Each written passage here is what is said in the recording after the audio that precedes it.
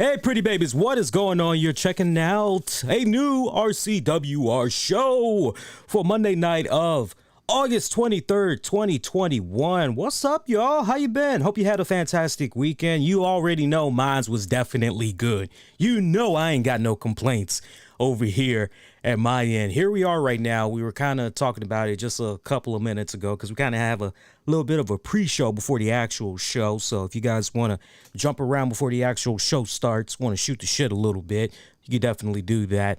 Kind of beats doing the whole usual. Although I'm still going to do it from time to time. But if you notice, when you actually check out the initial stream and you'll get that graphic saying that the stream is starting soon, usually I'll have a little bit of music that'll be playing in the background and all that for you guys. So I kind of just like to switch it up from time to time, try to get to you guys quick as humanly possible. But you know I had a fantastic weekend when it's all said and done. A great week. Here we are right now as this is show number 4 of 6 consecutive shows over the course of 6 days that we're doing for you guys. Everything pretty much had began with AEW Rampage on Friday. Then we went into Saturday covering SummerSlam. Sunday was NXT TakeOver. Here we are Monday covering Raw Fallout. Then Tuesday night, we're going to be covering NWA Power Fallout. Go over the NWA Empower card as it stands on that Tuesday night show. Also NWA 73 as we're all going to be going into that NWA weekend. And then Wednesday is going to be our, we're going to be talking AEW Dynamite Fallout. Little trinkets of NXT, all that good jazz.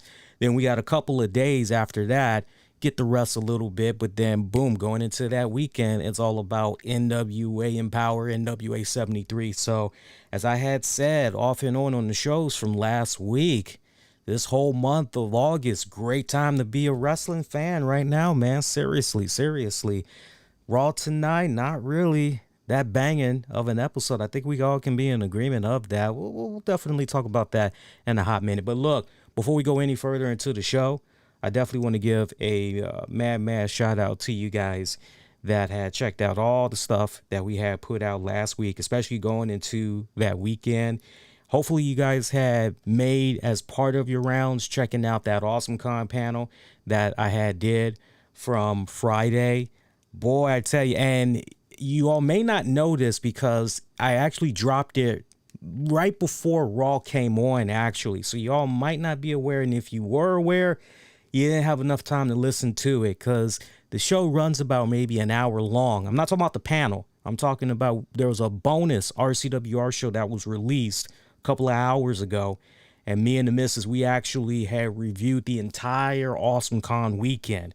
So that's a great companion piece to what we did with the panel, which was on Friday. So if you didn't get a chance to check out the panel, definitely check out the Awesome Con panel. That's available. I made sure that would be available on all the platforms. So take your pick. But if you were to ask me straight up, where do you want me to show the most love? Where do you want me to hit up first for that Awesome Con panel? Show the most love on YouTube. Definitely show the most love on YouTube. And then after you get done with that, then I would recommend you listen to the overview of Awesome Con weekend, audio version. It's available for on demand and on the download. So definitely peep that out when you guys get an opportunity. But it was awesome, no pun intended, coming back for a 4th consecutive year, covering Awesome Con.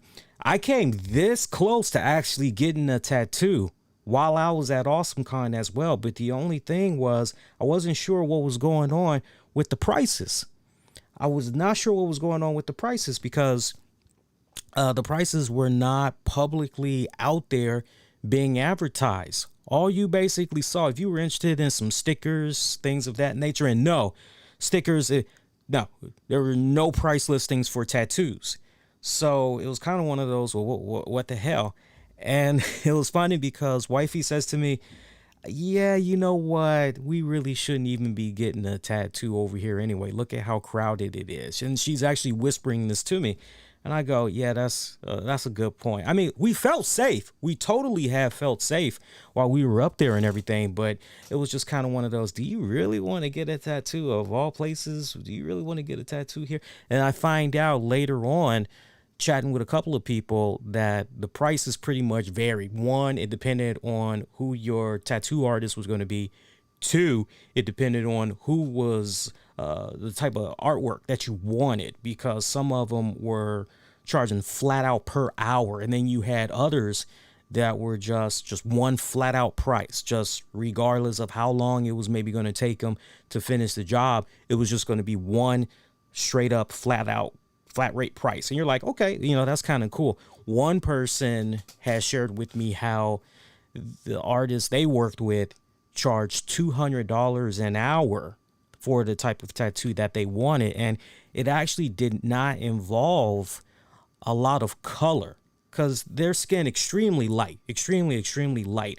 I would say somewhere between a cross of Sheamus and maybe Damian Priest, that type of complexion, somewhere between those two basically.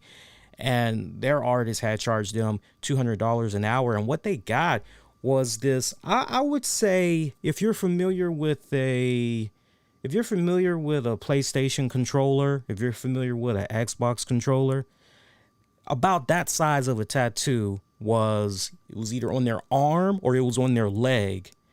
And they didn't have that much color in it. I mean, it was mostly just your traditional, okay, we're going in here with the black ink, we're doing the outlining, we're doing the dark shading.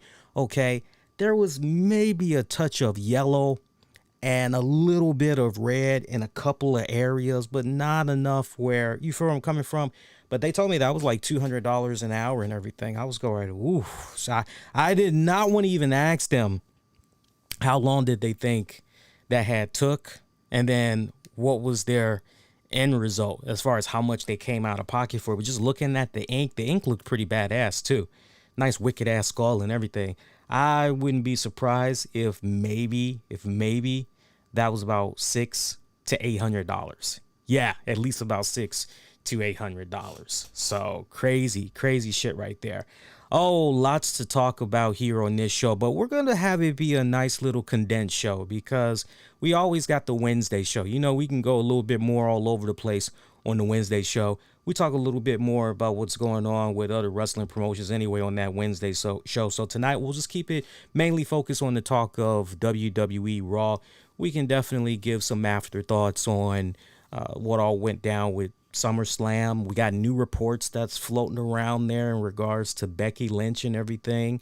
I definitely want to comment about the Nick Khan interview. A lot of people had interesting things to say about that Nick Khan interview that dropped over the weekend going into SummerSlam. So we got a nice little bite-sized show for you guys. And of course, you all's questions, wrestling-related questions, you can post in the chat as well. Because, here on the Monday show, we like to try to have it be heavily wrestling-oriented and all that.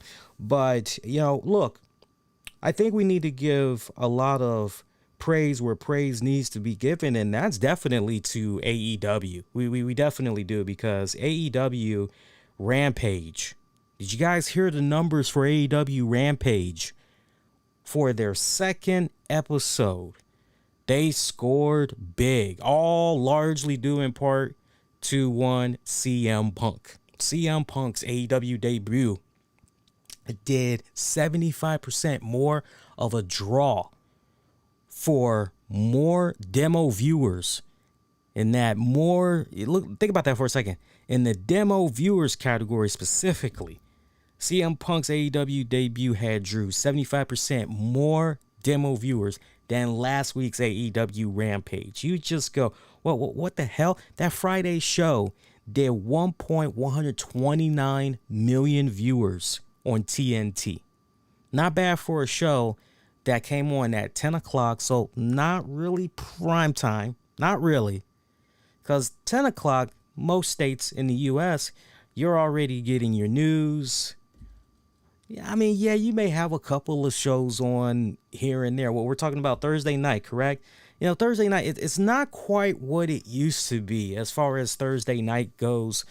I remember there was that time, and I'm sure many of you guys remember as well, especially if you're closer to my age. I remember Thursday nights used to be dubbed must-see TV. And I don't know who coined that phrase first. I don't know if it was NBC or whoever, but there was a time when Thursday night truly was must-see TV. You would be in front of your TVs, and from 8 o'clock through 11, you pretty much were looking at the shows, whether it was Seinfeld, it was Friends, or ER. I mean, you name it. We'd be here all night just going over that Thursday night primetime lineup. And it was always the major four outlets: Fox, NBC, ABC, CBS. Everybody was competing on Thursday nights. It was battle of the ratings, man. And usually when you got to about the 10 o'clock, as the years progressed, when you got to about the 10 o'clock hour, okay, all right, the primetime stuff, it's over and done with, at least for the local networks, for the local ABC and all that, for that. It's like, okay, we're done. Now what's next? It's kind of one of those type of deals. But for TNT on a Friday night at 10 p.m. Eastern, that is pretty damn good that they were able to get that freaking draw. So off of that 1.129 million viewers that they got on TNT, 692,000 came from a key demo, adults 18 to 49. Stop and think about that for a second. 18 to 49.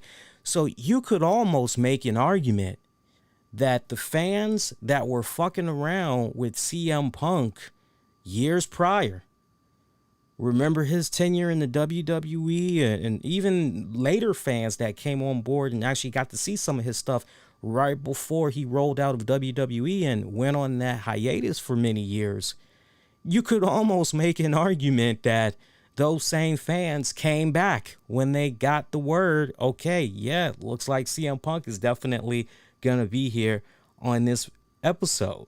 So, I mean, that is badass. So their audience, it went up by 53% and 75% respectfully.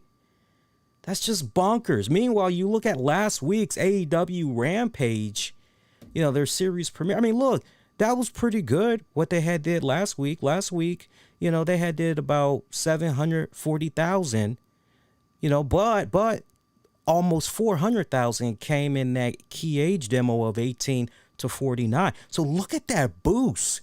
That is just great when you freaking hear that. That is just great when you freaking hear that. So congrats. Meanwhile, you look at SmackDown, which is definitely, they're on Fridays, but they're on Fox. And so as a result of being on Fox, and then they've got that prime time slot, 8 p.m. to 10 p.m.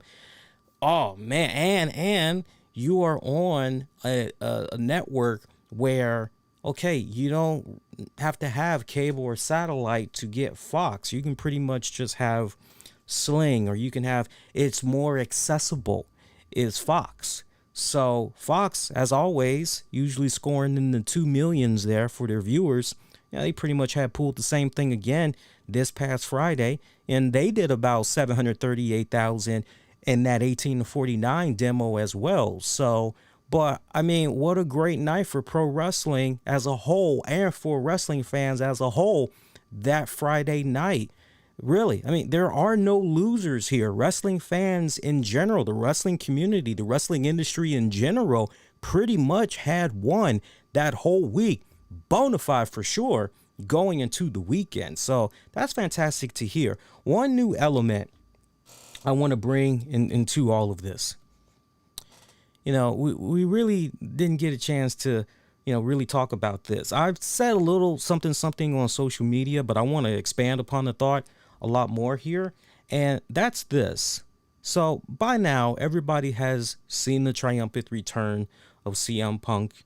You probably saw some condensed version floating around on YouTube or whatnot. So everybody has pretty much now seen this moment and everything. And we had some fans. This is a two-parter, but stay with me here. So we have some wrestling fans, or just fans, or whatever you want to call them. You can even call them trolls if you want to call them trolls. But you think about that interview that Roman Reigns had put out there talking about how CM Punk essentially could not draw, right? Remember that? That had made a lot of people pretty upset. Mick Foley being the most vocal, jumping out there and respectfully correcting Roman Reigns there. But just think about that. Just off of the notion, the idea that CM Punk was going to be making his AEW debut from last Friday's Rampage was enough to have fans do any and everything humanly possible to move heaven and earth to get a hold of some Rampage tickets for that United Center show. And boy, they were not disappointed. They were not disappointed. You can tell me it was 10,000 people that were in attendance. You can tell me it was 1,000. You can tell me whatever. You can give me whatever freaking number you want to give me. Bring me whatever number. But man, when you look at what the viewership numbers were that we just went over, you combine that. When was the last time any of you guys actually went on AEW's YouTube channel and you saw the numbers for CM Punk? Last I saw, it was creeping up to about at least, and I hope I'm not exaggerating here, but if I remember correctly, I want to say the last number I saw was about 300 million on YouTube for CM Punk's return. Now, just to be consistent here, I'm actually typing it in right now because I want to give you guys a more real-time number. Let's see here. And did I say 300 million or something like that? I meant to say like 3 million. I apologize. I meant to say 3 million. This is kind of good that I'm catching myself, though. All right, so I'm looking at 2 videos right now from All Elite Wrestling's official YouTube channel. And they pretty much broke it down, it looks like, in about two videos here. And I just want to piggy you on back here and see what they did. All right, so you got the media blitz that CM Punk and Tony Khan did pretty much after Rampage. That's got over 1 million. And then you've got 2 videos covering CM Punk. One is at about 4 minutes. That's almost at 6 million. Meanwhile, the other one, where he's in the middle of the ring Indian style speaking for about 9 minutes, that's over 4 million. I'm bringing up all these numbers to basically give you guys a very valid point, which is, look, the comments that Roman Reigns had made, understand where Roman Reigns is coming from too. Understand where Roman Reigns is coming from. I know some people may feel a little bit compelled to jump out there at Roman Reigns. Man, dude, you don't know what the fuck you talking about. Nah, boo boo, and all that other good stuff. Okay, look, obviously WWE, and I'm not defending what Roman Reigns said. I just need for you guys to take a step back and look at it from these standpoints. And after I bring up these points, how you walk away from it after tonight, that's on you all. But consider this. Roman Reigns' family has been very blessed, has been very fortunate over many decades in having a great business relationship with the WWE. It has gone on for generations, basically. It has gone on for decade after decade after decade. So Roman Reigns, in the position that he has been in for a while now, he is probably most likely looking, and he probably most likely has his finger on the pulse. He knows what's going on outside of the WWE bubble and all of that. There's probably a part of him that felt a little bit salty, a little bit hurt at some of the things that had played out in regards to CM Punk and his time in the WWE and everything. And at the end of the day, what is Roman Reigns supposed to say exactly when a topic of CM Punk is brought up? Whether the interviewer guided him into it or Roman Reigns pretty much just goes there willingly on his own and everything. Look, the last thing you want to be doing, when is the last time you truly heard somebody give the competition their flowers? I mean, really, really. You think about hockey, you think about baseball, you think about NFL, When's the last time you really saw the losing team jump out there and just really, really butter up the team that whooped their ass? Yeah, maybe you'll see a coach that'll say, yeah, I definitely want to give congrats to New England and what they were able to do, but more importantly, definitely want to give mad congratulations to our guys. They worked their asses off this whole year to get to this point. We just came up short, and we obviously need to go back to the drawing board. We got to look at the tape. We're going to learn from this, though. We're going to come back from this. Our training this offseason, it pretty much begins right now, right? Like, that's usually how it spins. But when have you really, really ever heard somebody just, okay? So understand what's going on from those standpoints, okay? And look, not for nothing, Roman could have very well easily felt, nah, you know what? It was more about the Cenas. It was more about these guys. It was more about, but look at all of those analytics I just gave you guys so far in regards to just one guy's name and just the impact that he is able to have on all things wrestling media related. Insane, just insane. And then furthermore, to validate that point, look at the ridiculous prices that's floating around there on eBay. Look at the jabronis that are, that is just hilarious. They are taking empty ice cream wrappers and selling it on eBay for $50, $60, $70, $80, even $100. That is insane. People taking those CM Punk I Was There shirts, buying them up like crazy, buying them up like it's the last days of Earth. The end of the world is coming, and they are just... Remember, we were here Friday night going into Saturday, and I went to the AEW shop site, remember? And the site was crashing. It took a long time for just the homepage to load up, and then when it finally did load up, I see a CM Punk shirt and just crashed. You get basically their hosting server message status so bad you had Pro Wrestling Tees say, we obviously were not prepared for the traffic that was going to be coming to our site. We're working on getting this resolved. We hope to have it resolved by Monday, as we are definitely going to be transferring over to a new server. You're going, wow, insane. No more. As it stands tonight, I've been checking off and on since Friday because, after all, I didn't want AEW to take my money. But the Black Ringer, pretty much best in the world AEW version, that shirt you saw on Rampage, they don't have that. All they got right now are just straight up white, just a straight up dominant white shirt. I don't know about you. Comes to my white shirts, I don't particularly care for just the straight up white collar. I don't care for that because I don't like the ring around the collars that white shirts typically give me. I'm not a fan of those. So whenever they bring back the black collar ones, the little rim trim, I'm definitely going to be buying one. Even the laminated, kind of semi-laminated flag versions sold out of that. So look at the power. All of these things I'm mentioning for very good reason. So you look at all of those things.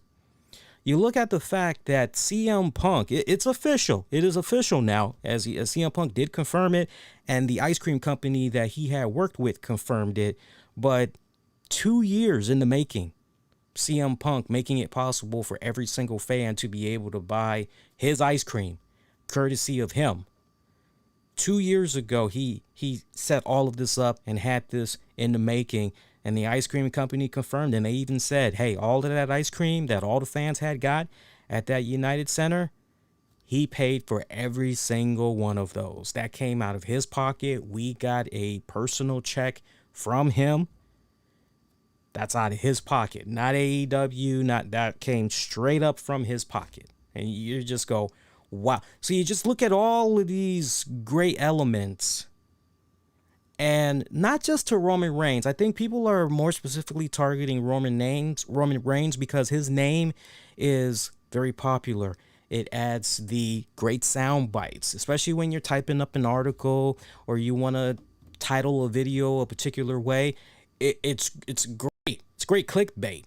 But he has been doing no different in his critique of CM Punk. It's no different than what some fans have actually felt about CM Punk over the years. He's not saying anything different that some fans that honestly don't give a damn about CM Punk have said over the years.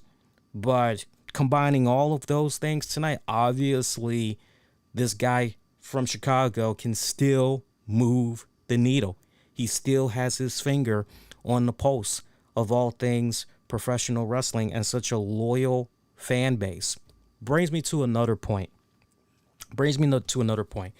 And I didn't talk about this at all. I kind of mentioned this on social media, but this is really my first time expanding upon this thought.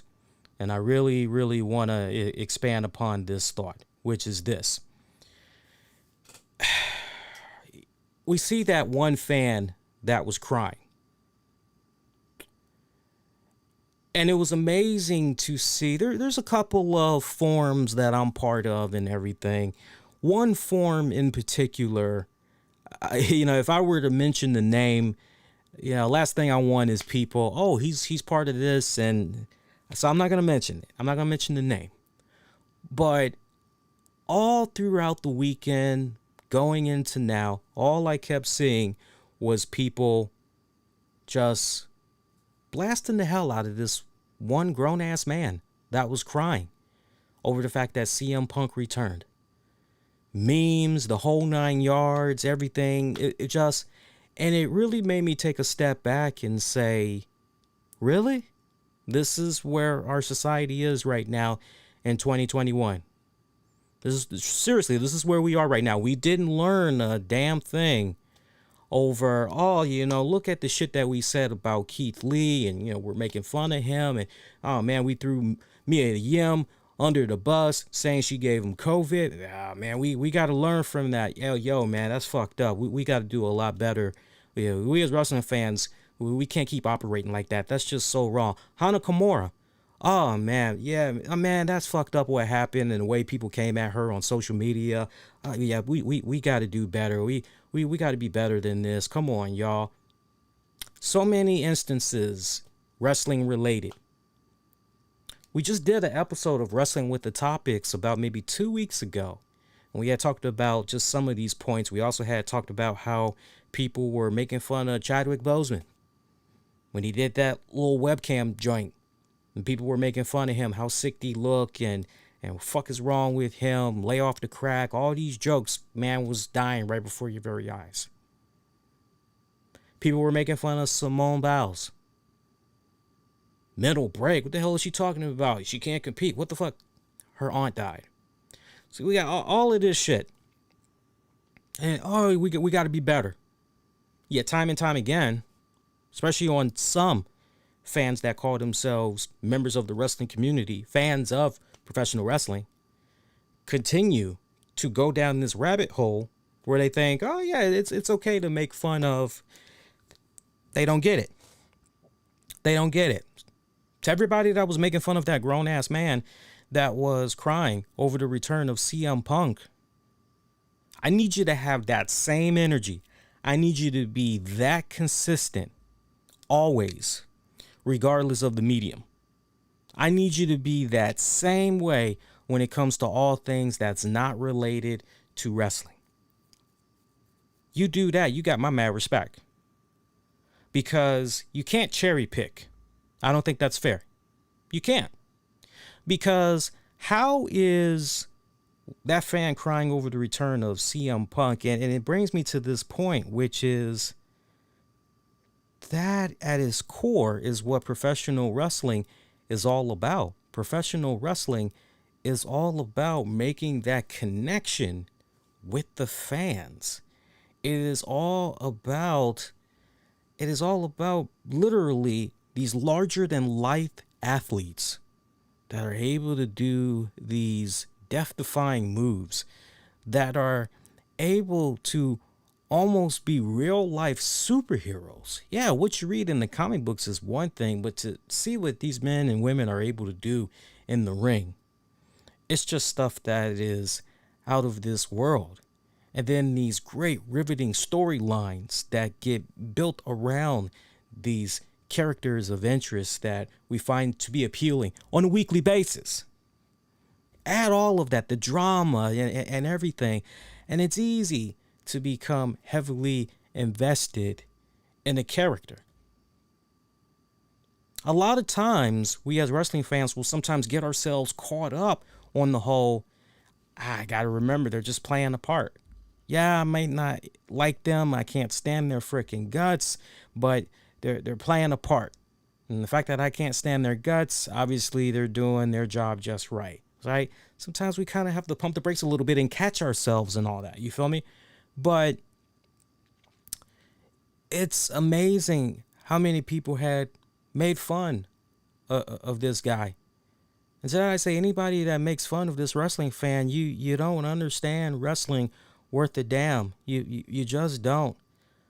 I totally understood where that fan was coming from. I totally did. You know, it would be no different than, I can't tell you how many people. Now, I'm getting ready to put some spoilers out there. So if you guys don't want to be spoiled, yeah, maybe this is something you were getting ready to check out. It's on your bucket list, or you got it on your DVR or whatever. You got a DVD laying around. Come back in about 90 seconds because I'm about to put some spoilers out there. You've been warned. It'd be no different than, I remember vividly when I was watching Avengers Endgame in the theaters and people cried at the end when fucking Iron Man died. I fucking bawled. I didn't fucking go, but I fucking sat there. I said, no. I said it loud. So did a bunch of other people. A bunch of, oh my God, no. And I was literally bawling. My woman, she kind of glanced at me.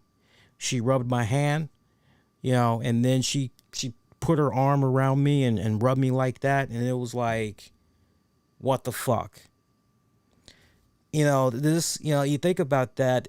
This is the beautiful acting of Robert Downey Jr. and the fact that he was able to take this character that a lot of us hardcore comic book fans grew up on and really was able to flush this character out, bring it to life and everything.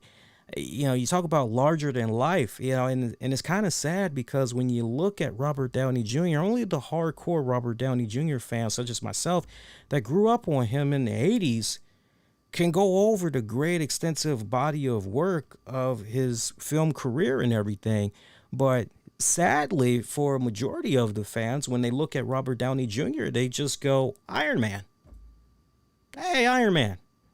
Hey, Tony Stark. Right? But that's besides the point. You look at what went down with Endgame. One of my favorite series of all time, I've talked about it off and on over the years, Quantum Leap.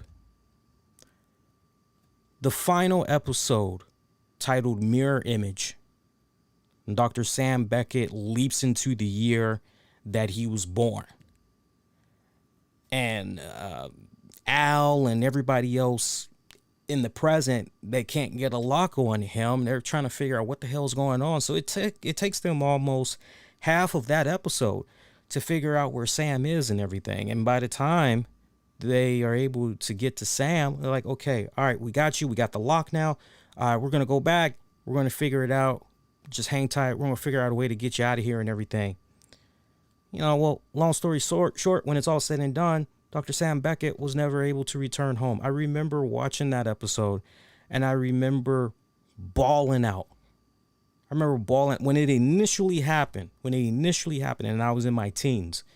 When it went down, I remember bawling out.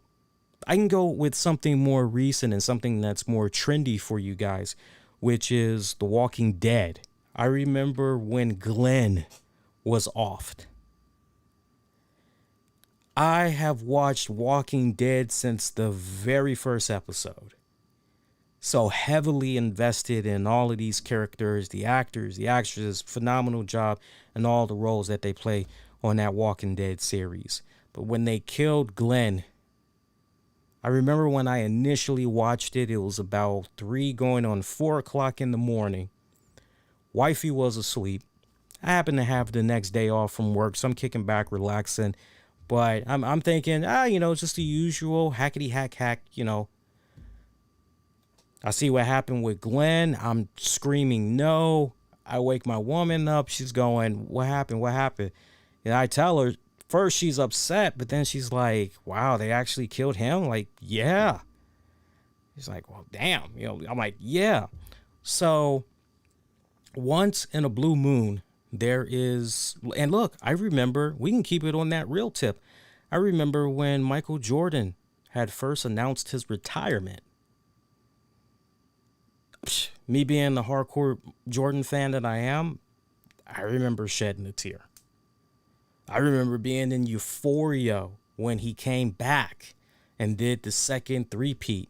Then when he retired again. Now, I didn't cry the second time that he retired. I just said, okay, hey, look, he's going out on a high note.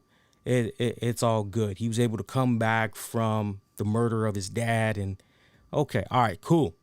But then he comes back yet again, this time with the Washington Wizards.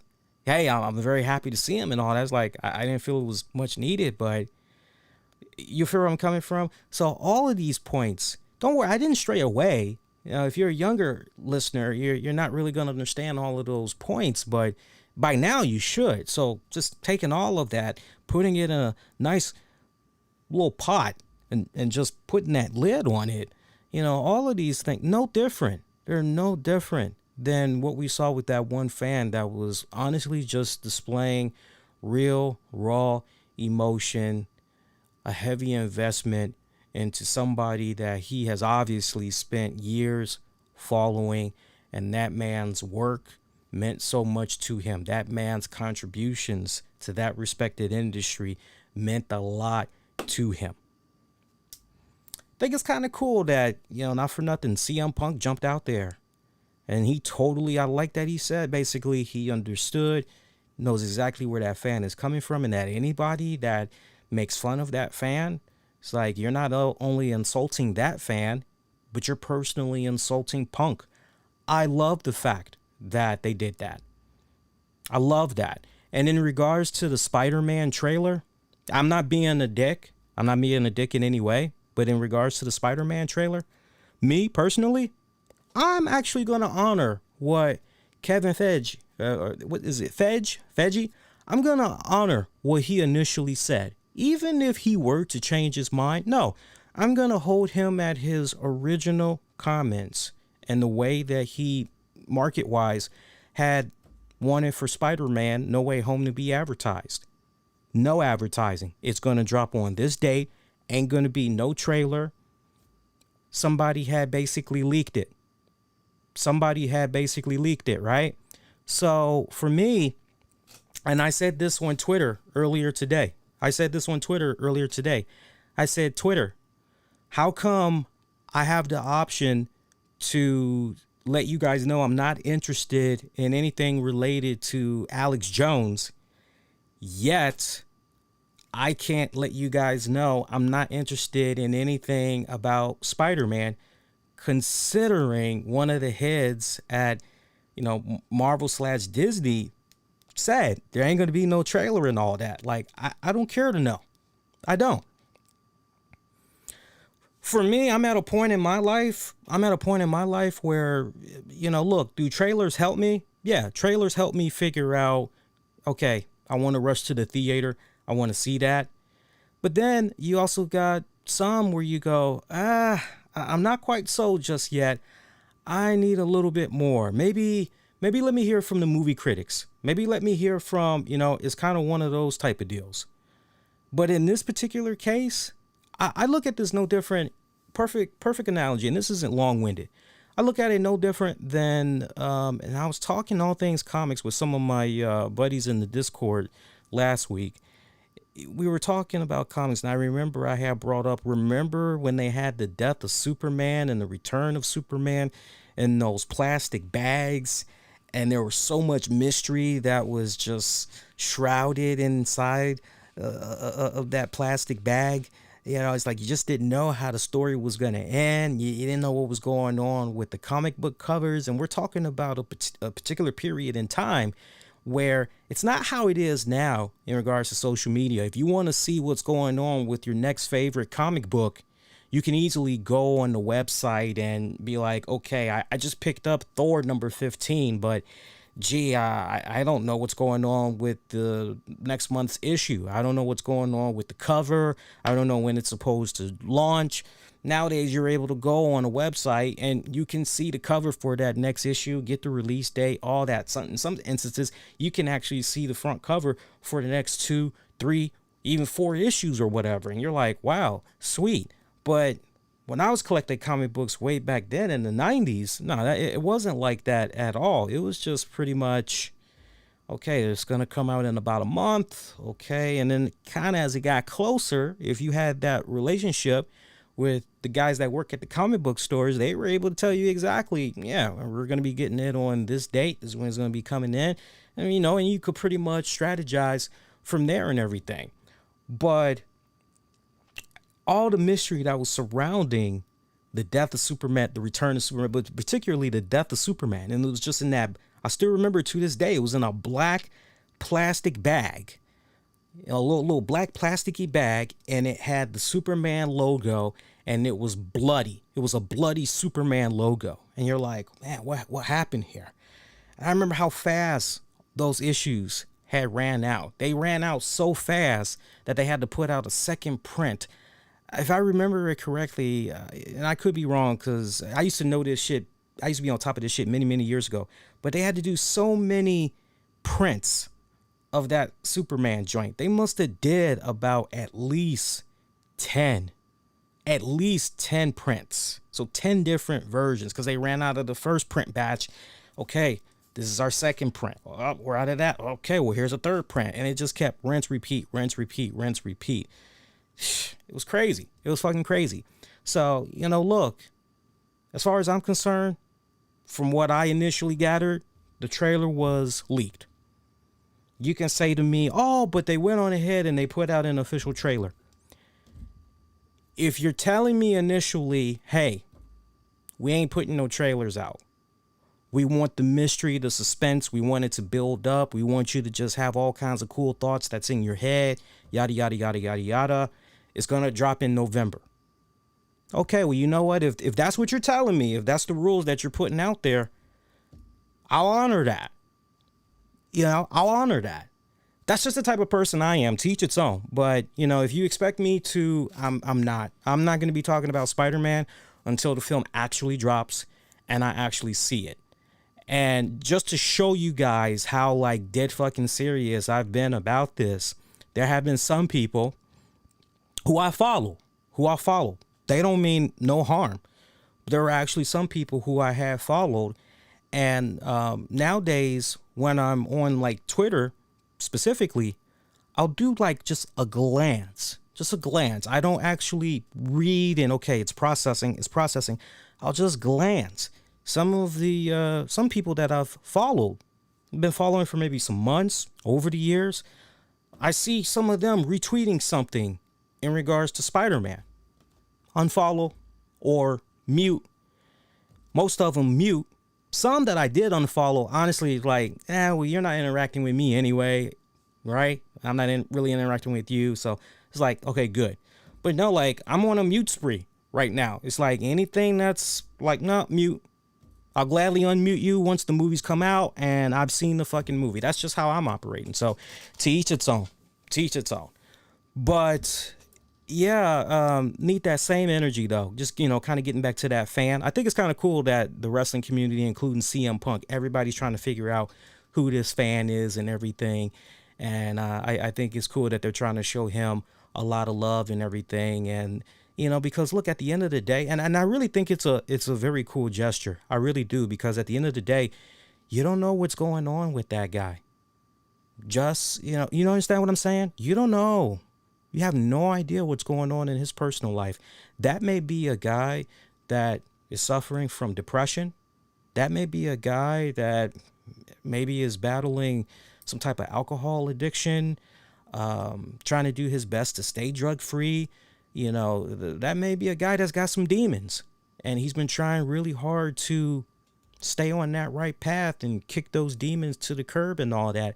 You don't know what's going on with that guy from a mental standpoint. The hell with the fact that he's an adult. You don't know what's going on with him. Just how he doesn't know what's going on with any of you.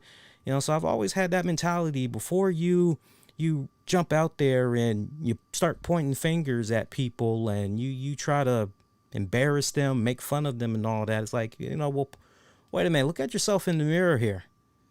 I'm pretty sure, you know, in regards to your life, it ain't exactly all peaches and cream. And if it is, then maybe, you know, rather than act in spite of some of the things that you see and put down people, why not try to help elevate people and bring them up to your level is one of the things that I would say. So really cool to see the wrestling community as a whole come together and do that. Pretty cool. Let's see here. I want to start reviewing shows. I don't know where to start. Any advice? And this comes from Chief.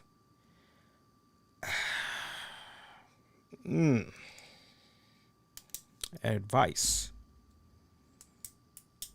Well, first off, you want to start reviewing shows. So only you know what you like, but then at the same time, probably the biggest piece of advice I can give is you got to look at that a couple of ways. Are you trying to review stuff that you specifically like, that you want to talk about? You know, and I don't need you to answer this in the chat. I need you to think about this going forward. Are you trying to review shows that you specifically like and you're hoping to attract like-minded people and basically build a nice little fan cult following off of it? Or are you looking to review shows that you feel, okay, I gotta have my finger on the pulse on this one because this is where the flow of the culture is going and this is what everybody is going to be talking about, so I got to make sure I have my finger on that pulse. So only you know the answer to that, and you need to marinate on that one.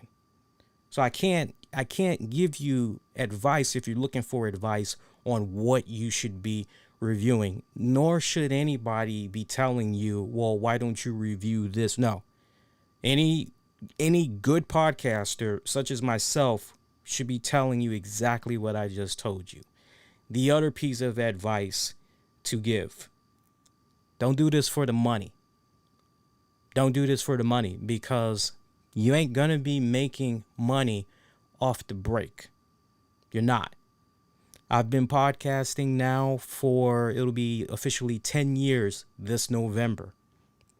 I would say probably by about year 4 is when I finally started to make some type of money off of my podcast. So don't go into the mindset, yeah, I'm going to make money. That's probably the biggest fucked up thing that I saw a lot of people do, especially during the pandemic. Oh, well, I got to figure out some type of a way to recoup on the lost wages since I'm not working right now because of the pandemic. Yeah, getting this unemployment check is nice and all, but you know, I need some extra money. And all of a sudden you saw this boom in podcasts that were just left and right, just coming from out of nowhere.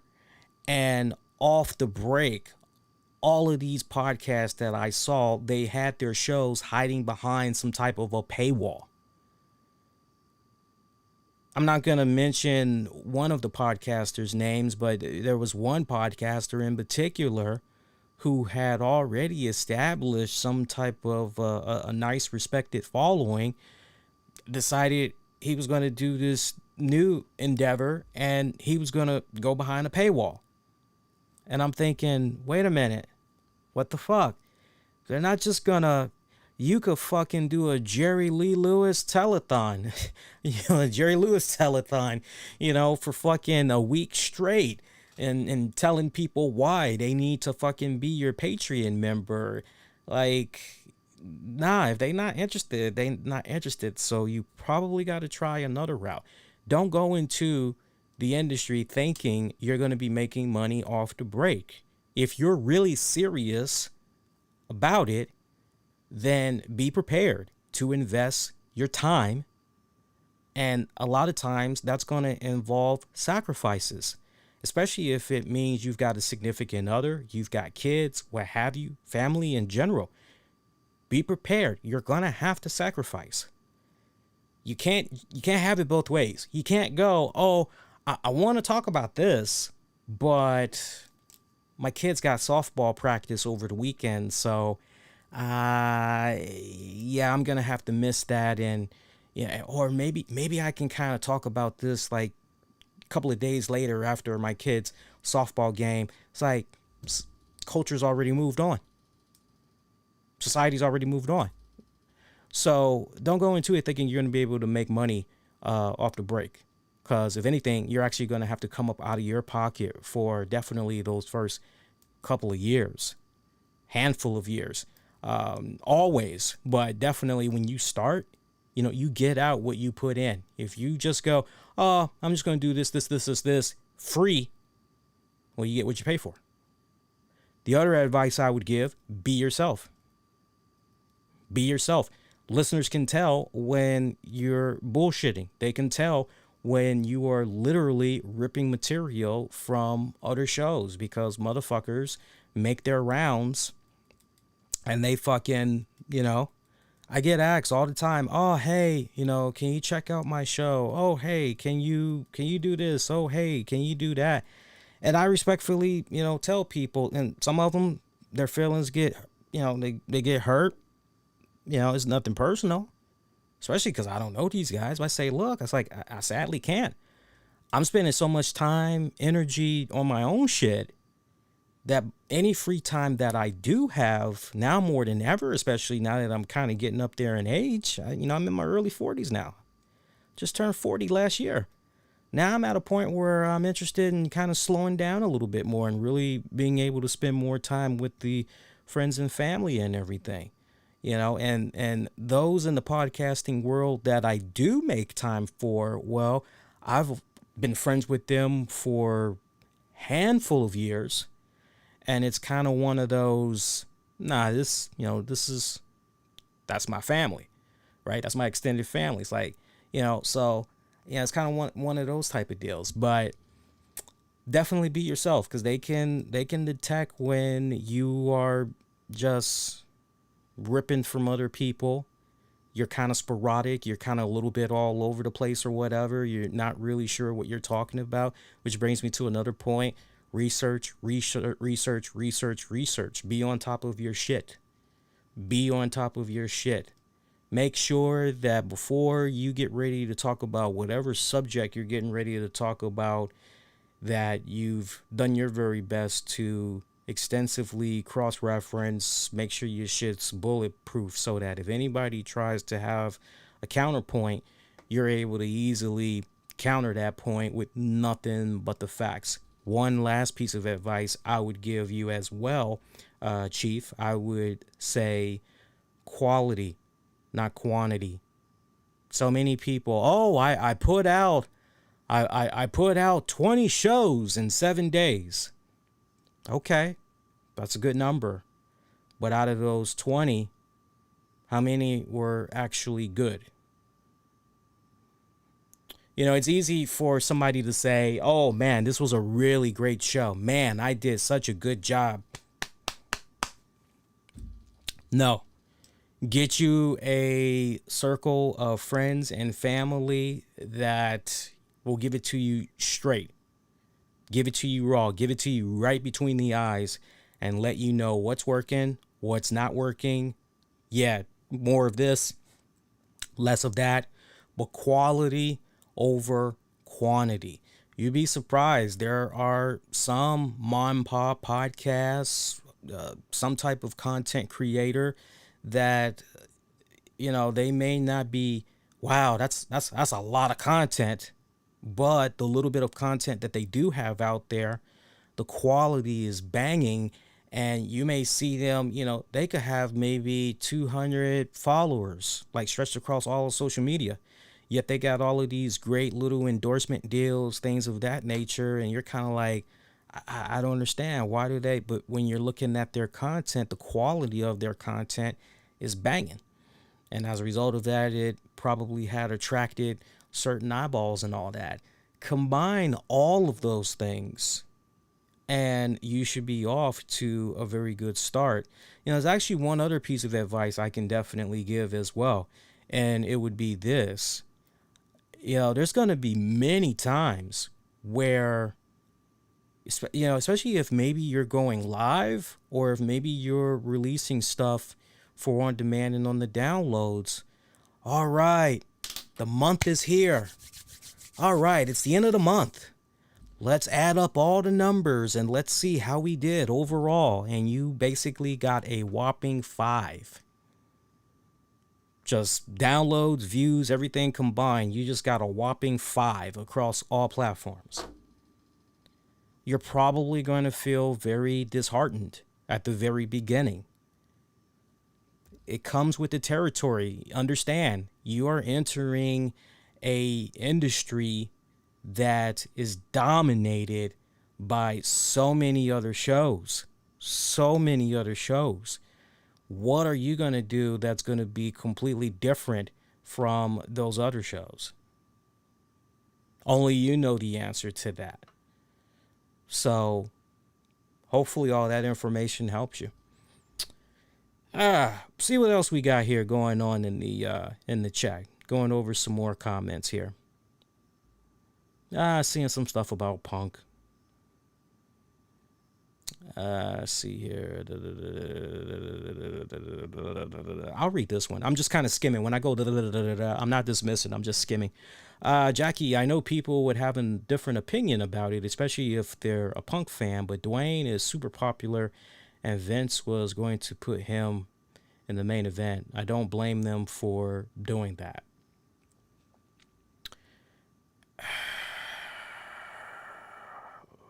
In retrospect, it probably wasn't the right move to do because you had a guy in CM Punk that was busting his ass going out there.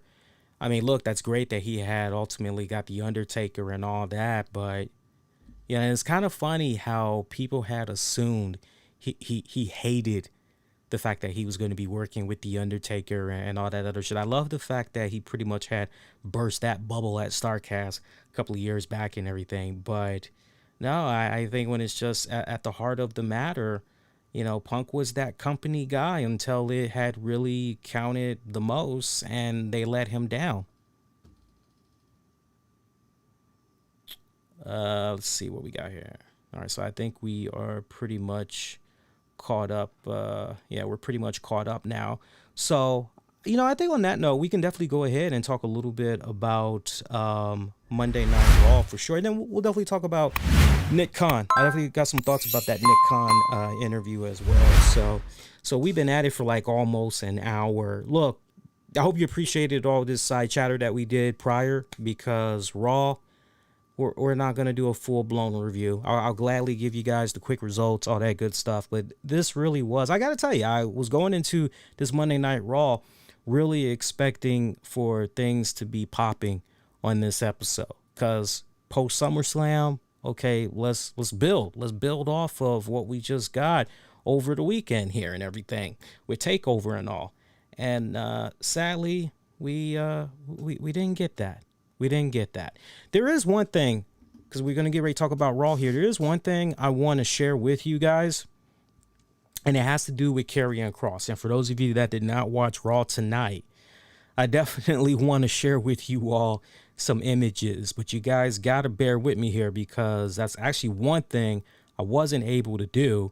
I was not able to upload these images into the program here in time. So I want to just real quick, and if anybody's got a wrestling related question, you guys can definitely, because I'm seeing what you guys are saying in the chat, you guys can definitely post. And as I'm doing two things at the same time, we can knock out two birds with one stone here. So I already got one image saved. The best part I like about this software I'm in right now is once I've got my images saved up, it's real easy for me to just go on ahead and upload them into the software, and pretty much we can go from there. But Cross tonight, he had a match, and I got to tell you, that match, the match didn't bother me. The match did not bother me whatsoever. What did bother me, especially if you had checked out the NXT TakeOver post show, I suggested that, hey, okay, now that we've seen Karrion Kross lose the NXT Heavyweight Championship and all, maybe it would be a wise move to see him pop up on NXT this week and pretty much say to William Regal, Samoa Joe, okay, all right, you guys, look, when it's all said and done, this was a conspiracy that you all had manufactured. This is all a conspiracy that you all had conjured up, all in the name of screwing me out of my NXT championship. But William Regal, I told you some weeks back, and I'm reminding you here again, yeah, you think that Samoa Joe is your white knight in shiny armor. Nah, you have no idea, but you're going to learn. You're going to learn. And pretty much bounce. And from that point, just Cross, so disgusted with everything that has transpired, quits NXT. And then by the time you go into the next Monday Night Raw, then you could pretty much have it be revealed in storyline that Sonya Deville, Adam Pearce, they worked out a deal with, actually, bear with me a second here. No, not that one. It's not that one. It's actually this one. They worked out a deal. I've got all the images, by the way, for those of you curious. I've already got all the images. I'm just loading them up in the software now. But how do you, bear with me a second here. How do you, that's how you do it. Yeah. Can I just hit delete? I'm curious. Can I just, I can't just hit delete, right? Let me see here. Oh, yes, I can. Sweet. Learn something new. Okay. Where was I? I'm trying to figure out my train of thought. Yeah, then, it's revealed on Raw the very next week that Sonya Deville, Adam Pearce, they worked out a deal with William Regal where, all right, they did come to the terms of Cross and NXT. Because remember what Joe and Cross were asking themselves in storyline each week, why is Cross popping up on Monday Night Raw? And Cross pretty much said that NXT championship, that affords him the luxury of doing anything, anytime, anywhere. Remember that? But see, where things kind of got a little bit is the fact that they had promoted Karrion Kross being part of the Raw roster many weeks prior, if you guys recall. So they kind of messed themselves up here just a tiny little bit, but still redeemable at the same time. But they missed out. They really should have left him off TV tonight. And yeah, they did not. They obviously did not. So we got something new that came from Cross this week. And I've got all but one more image, and we're getting ready to show this now to you guys. Hang on. I got one more image I got to add. And I don't think there's a particular order I have for these images, but let me just look at these images real quick. Let me see. Yeah, that'll work. All right, so check this out. This had went down on Raw tonight. Let's blow that up for you guys. No, not Scarlett. I wish Scarlett had popped up tonight. Let's go back. All right, so no. Go back. There you go. Yeah. So Cross came out wearing this wicked ass mask and everything, and you're going, the hell is going on here? What's up? What's up with the mask? But wait. We get more. It gets even more interesting. We'll come back to those in a little bit. There you go. Let's really blow that up for you guys. There you go. So you're looking at that and you're kind of going, wow, we are kind of going medieval here. What the hell's going on? And all the people that were just making fun of this online, I just couldn't help but shake my head and say to myself, man, you guys obviously don't know shit about pro wrestling. I would hate to see how you guys would fucking do Demolition, one of my all-time favorite tag teams as a kid, right up there with the Road Warriors and the Steiner Brothers, Harlem Heat and all that. I could fucking watch Demolition all fucking night. But as soon as I'm seeing Karrion Kross's armor, first thing I'm thinking is, man, he's got a Demolition vibe that's going on here.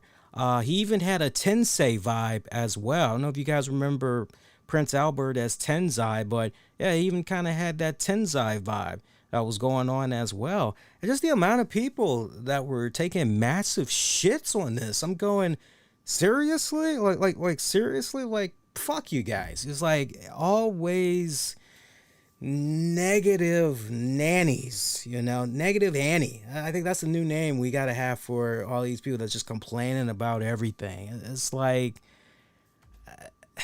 look, the only thing I care about, honestly, when it comes to the whole Karrion Kross thing, I just care about how are we going to ultimately connect things back to Scarlett. And I still feel that we are ultimately going to see her again. Because, I mean, think about it.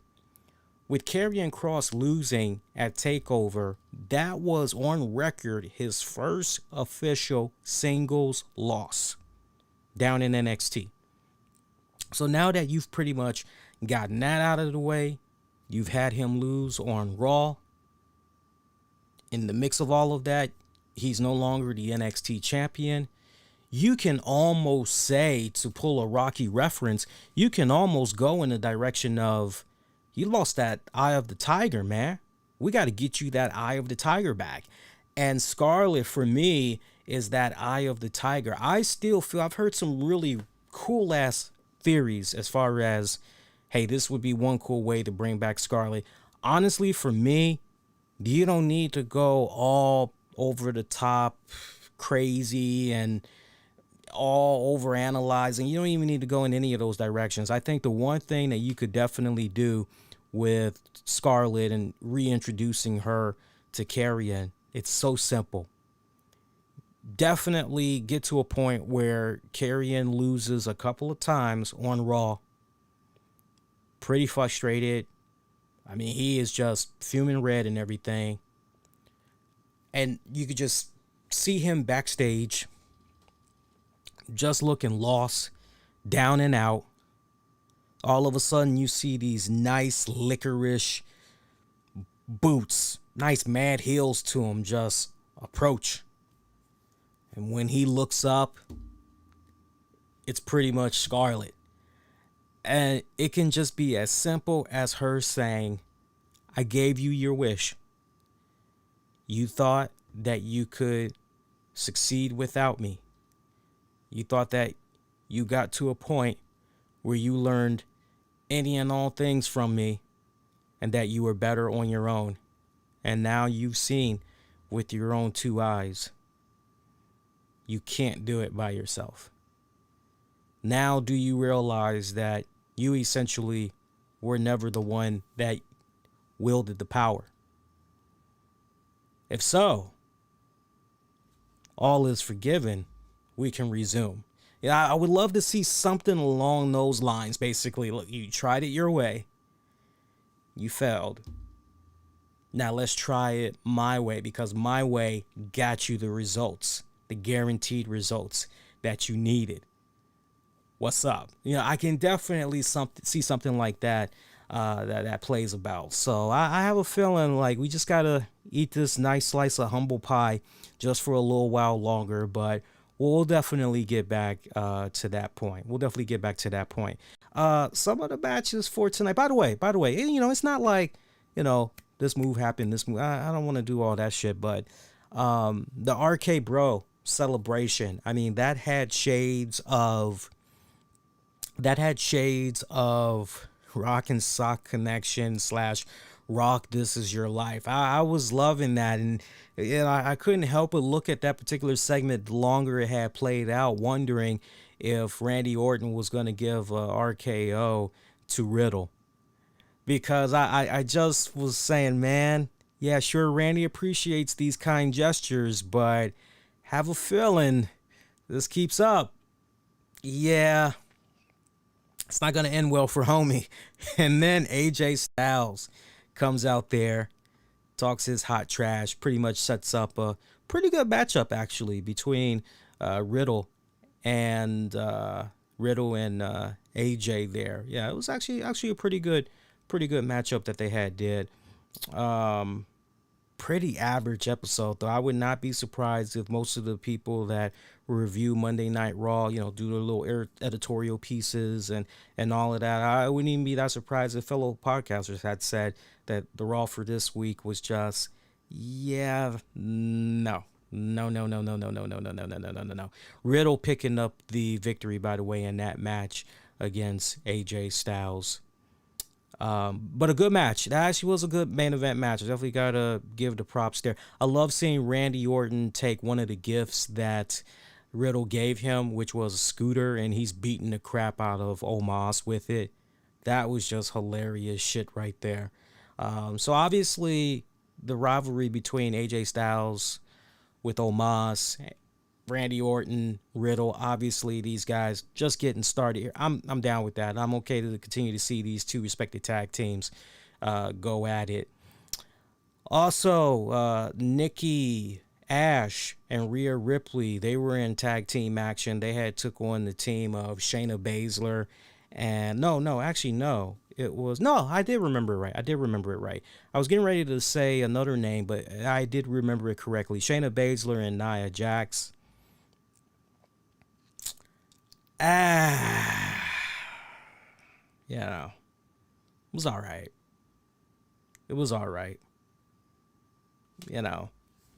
Here's the biggest problem. And by now, everybody has kind of peeped this out about Nikki Ash.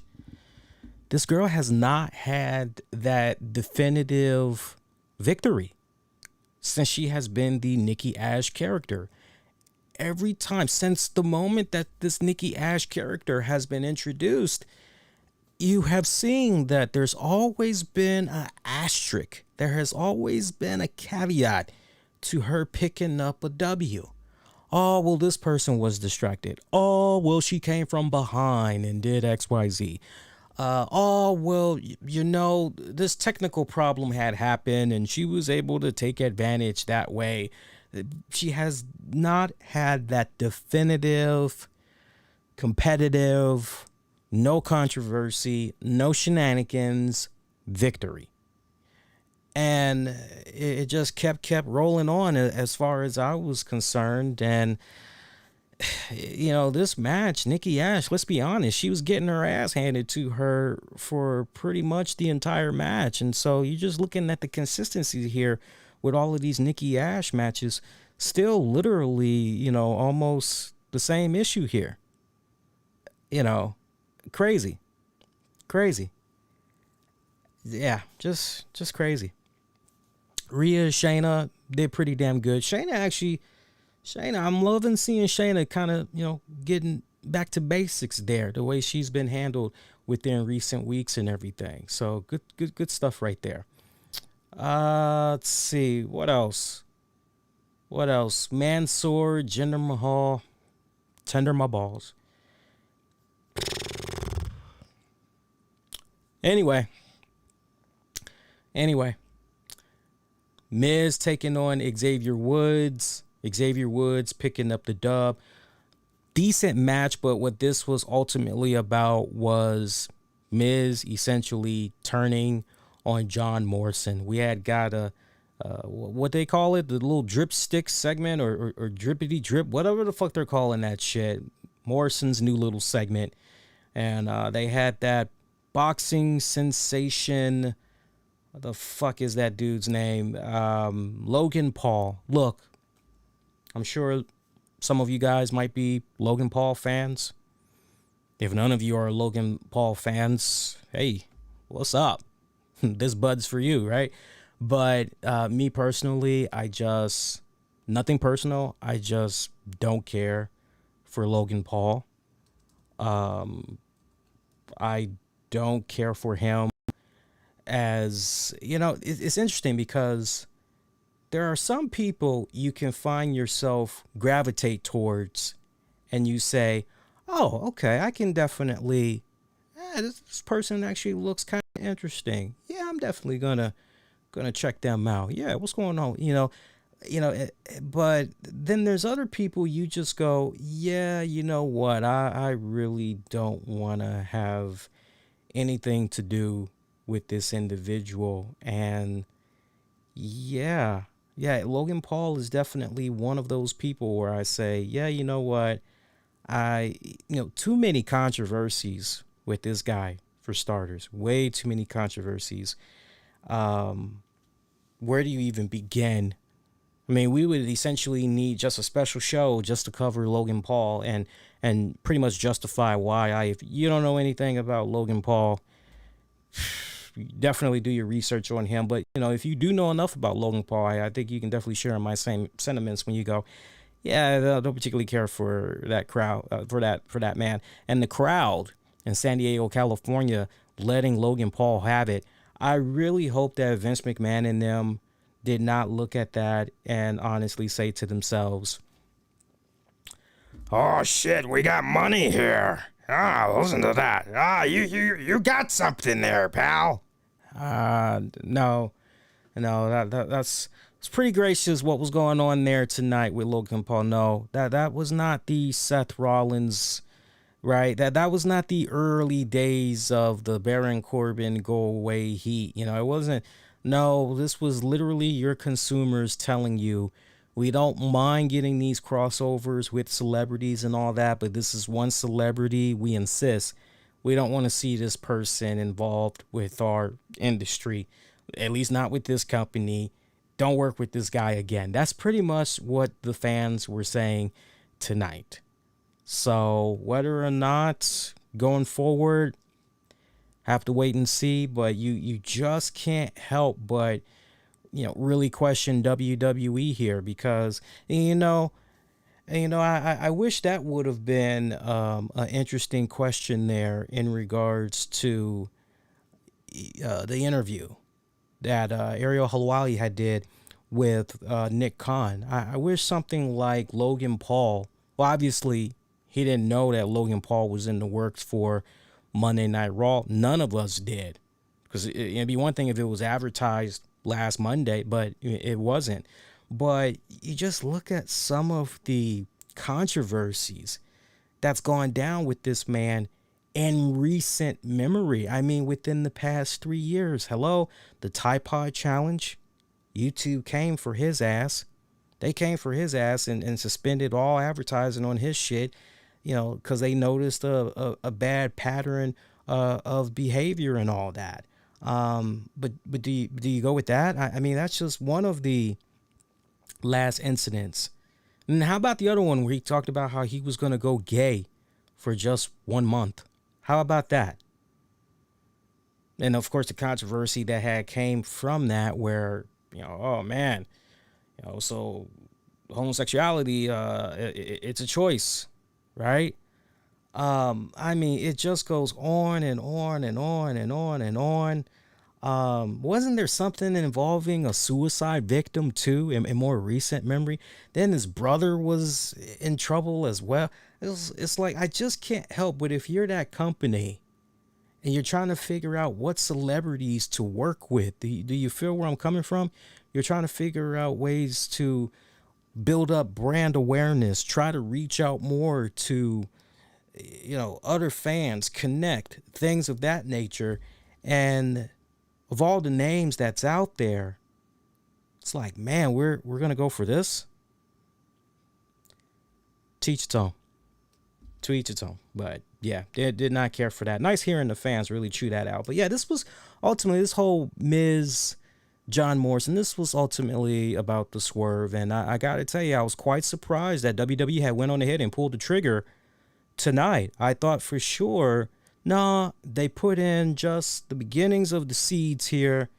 Give it about another 2 months at most. Three's really pushing it, but I'm already anticipating about 2 months, and then Miz is going to turn on Morrison. But no, he turned on him tonight, beating him up and everything. Honestly, a little bit sad to see Miz and Morrison no more. I thought both men complimented the hell out of each other for me. And just to kind of follow up on what I said, reacting to it in real time on social media, for me, seeing these guys break up, it's pretty much like Hall and Oates. They're Hall and John Oates being no more. They just clicked so well together. Yeah, they're good individually, but together they're fucking awesome. No pun intended. But look, I'm okay with this. Especially if it means that the end result is going to be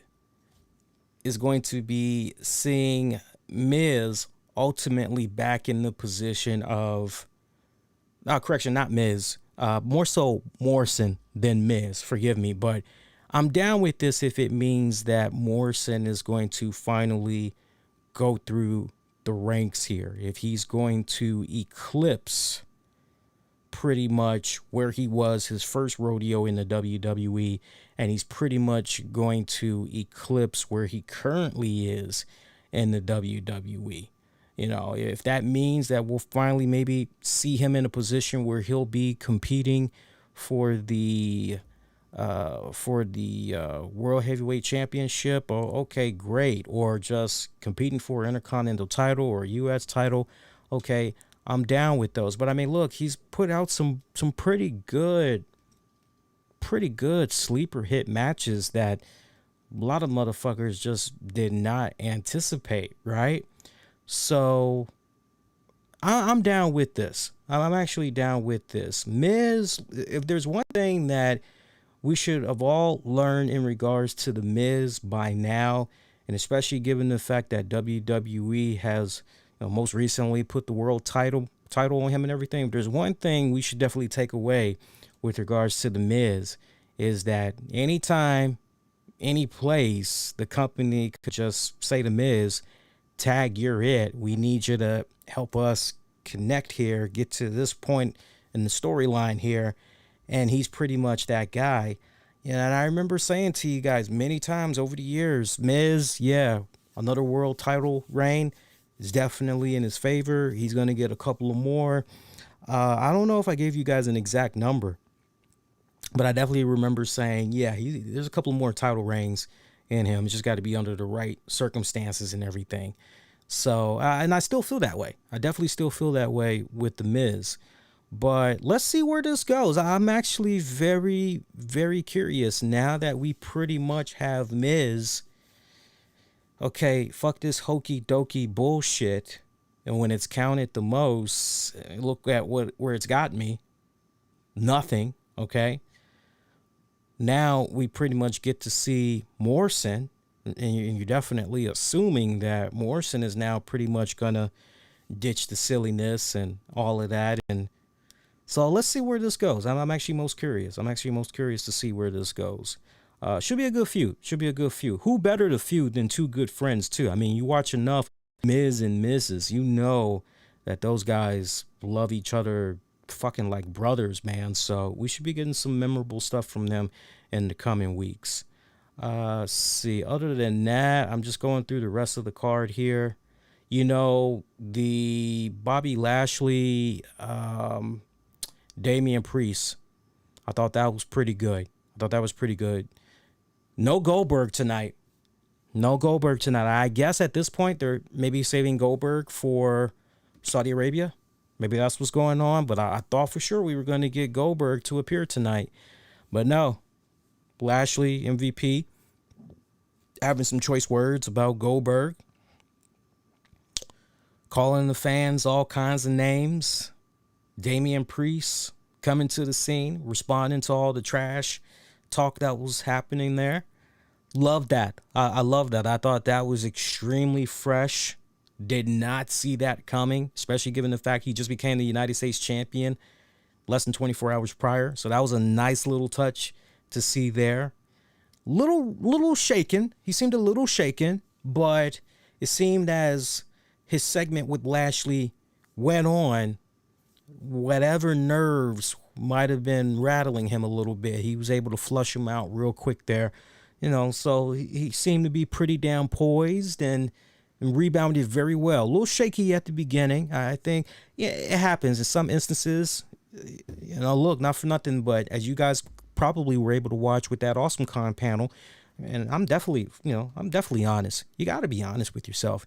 You could tell like the first 5 minutes when you look at that panel, you could tell I was really taking it all in and trying to get my nerves in check. And then right after it was, and wifey has been with me long enough to know, I told her after, or rather asked her after the panel, I said, how we do? And she's always honest with me. She said, no, we actually did good. She's like, we did good. She's like, you were a little rattled there at the beginning. I guess you were taking it all in. I said, yeah. She's like, I figured. Yeah, it's kind of one of those things with Damian Priest. He seemed a little rattled at first, but rebounded pretty damn quick. To see it ultimately morph into a tag match, though, that for me was just kind of, yeah, I didn't anticipate that one. And once again, Drew McIntyre in the mix. They're like, wait a minute now, we just heard that thing about Drew, no more opportunities. This is pretty much it for him. So why the hell is he? What's going on? Okay, so maybe we're gonna morph this into some type of a tag match or something, right?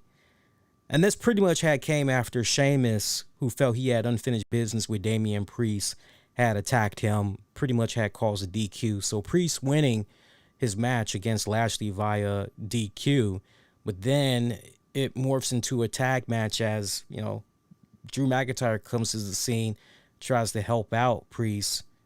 I guess Pierce, DeVille give the green light for a tag match. So Lashley, Sheamus taking on Drew and Priest. It actually was a pretty good tag match. Hell of an opener. Priest, Sheamus continuing their feud, kicking each other's asses. Loving that. Good shit right there. And Drew and Lashley, too. It's kind of nice seeing them, mix it up as well. Now, next week's Raw is going to be pretty interesting because backstage, a little after this match was over with, Sheamus had caught up with Lashley and they had a few choice words. Lashley pretty much telling him, I didn't need your help and all that other shit. Sheamus kind of looking at some of the stuff that Lashley was saying as fighting words. So next week on Raw, Sheamus is going to be taking on Lashley.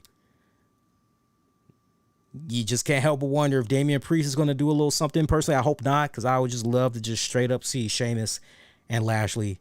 Just Sheamus and Lashley for about 12 minutes is all I want. It's all I want. Karrion Kross essentially squashing Ricochet.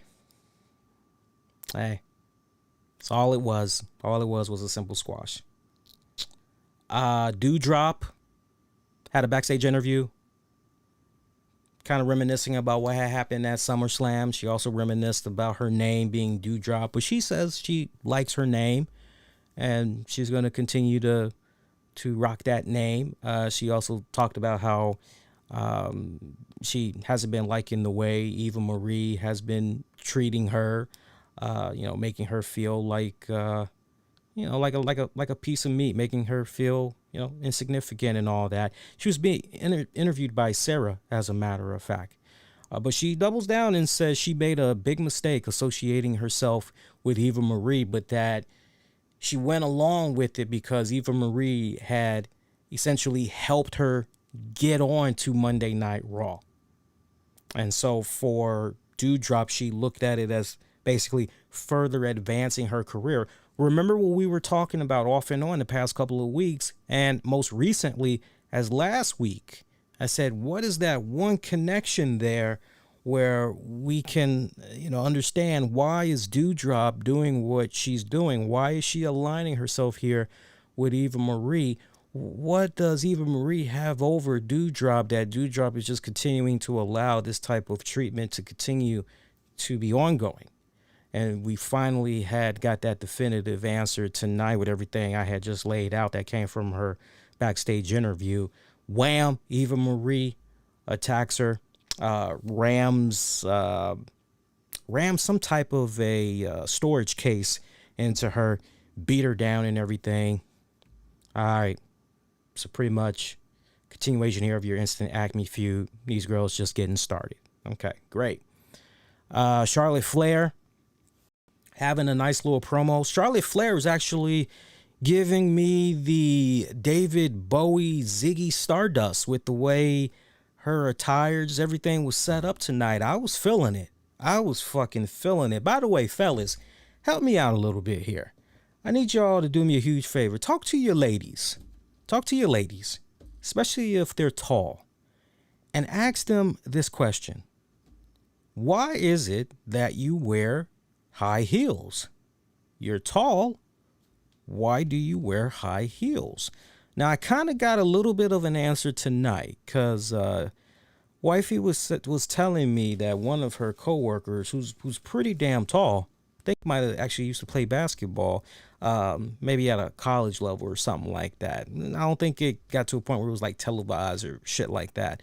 But she was telling me that her coworker wore high heels at one point because wearing flat shoes actually, hurt her feet, kind of hurt her spine. So she wore heels for a little bit. So I'm curious if that's kind of one of the reasons why tall women wear heels. It's something I've wondered for many years now, believe it or not. There's some questions I just go, yeah, what's up with that? So ask your, if you got a tall significant other, I ask them why they wear heels. I'm most curious what that answer is. But Charlotte having her moment in the sun, basking in the glory that once again, she is on top of the food chain. Nice little reference to her dad, Ric Flair, where she doesn't mention him by name, but she does say she does not need family. She kind of just let that drop. She let that sink in as the fans process that. She talked about how she doesn't need the WWE universe. She doesn't need anybody. That she's going to continue to be the reigning supreme queen that we've all have come to know, love, and hate. And she also talked about how this is going to be the beginning of another evolution. She talked about how she was responsible for the last evolution. She is going to be responsible for the next evolution that's going to be going down with the women's division and everything. So kind of interesting here that Charlotte Flair is saying she started the first ever women's evolution, and tonight she's starting a new one. You can thank her now, but don't forget she's the queen. Make sure you bow down to her, most importantly. Alexa Bliss comes out with her doll, and they kind of made eye contact, and that pretty much was the end of that. It's like, no, please, I don't want to see Alexa. Who's asking for Alexa Bliss and Charlotte? Seriously, who? Like, legit, I want to know who is asking for Alexa Bliss and Charlotte for the championship. I don't think anybody is asking for that. So,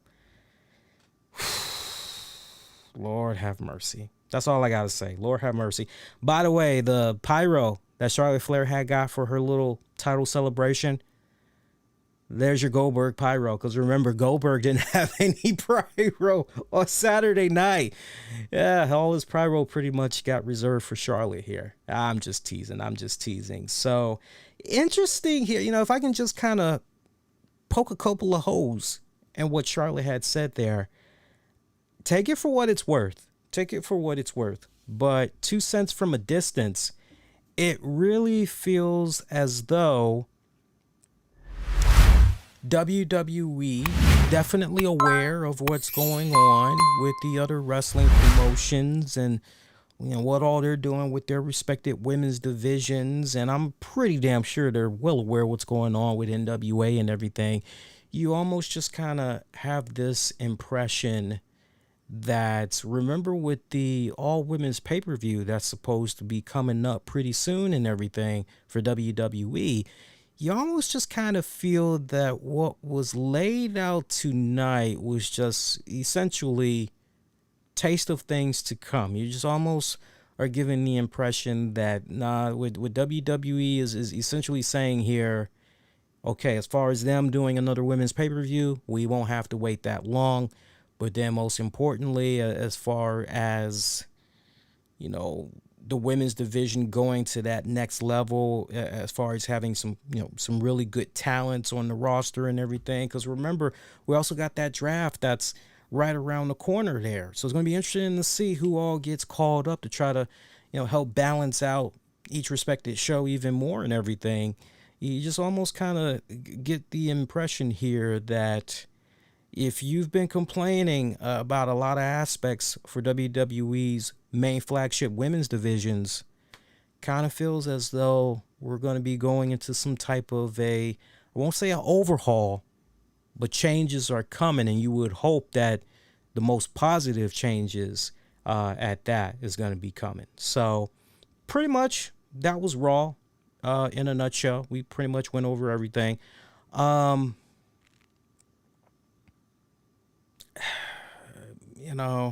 I'm just kind of thinking about this show in retrospect.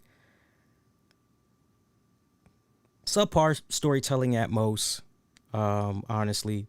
Decent wrestling. Main event definitely was pretty solid.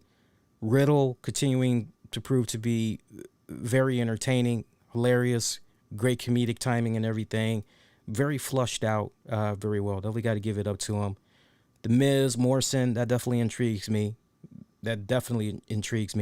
Seeing the back and forth there between Damian Priest, Lashley, but now we got Sheamus in the mix there. Okay, good stuff right there. Nikki Ash continuing to be a problem. Yeah. Not one of the best Raws I've seen within recent weeks. This was actually one of their weakest, if I got to be honest with you guys. Definitely one of their weakest. So, let's talk Nick Khan. So Nick Khan does this interview, and I love this guy's work. Anytime I'm able to check out some of his interviews, I love checking it out because he's pretty damn good. He reminds me a lot of myself to a certain degree whenever I've interviewed folks, but better.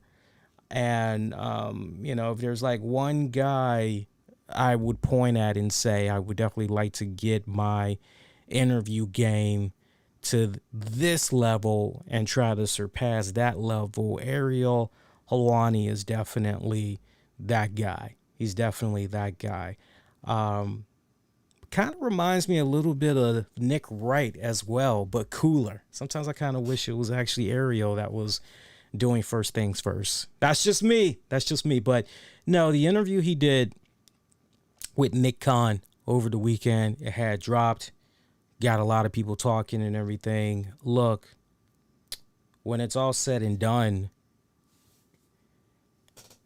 a lot of people can look at this and they can come away with a couple of interpretations.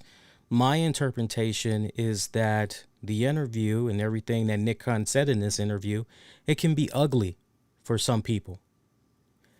And let me explain why it can be ugly for some people. Because I know that's probably, wait, what? It's ugly for some people because when it's all said and done, there's nothing salacious here in this interview. There's nothing that is taboo in this interview. There is nothing that is controversial in this interview.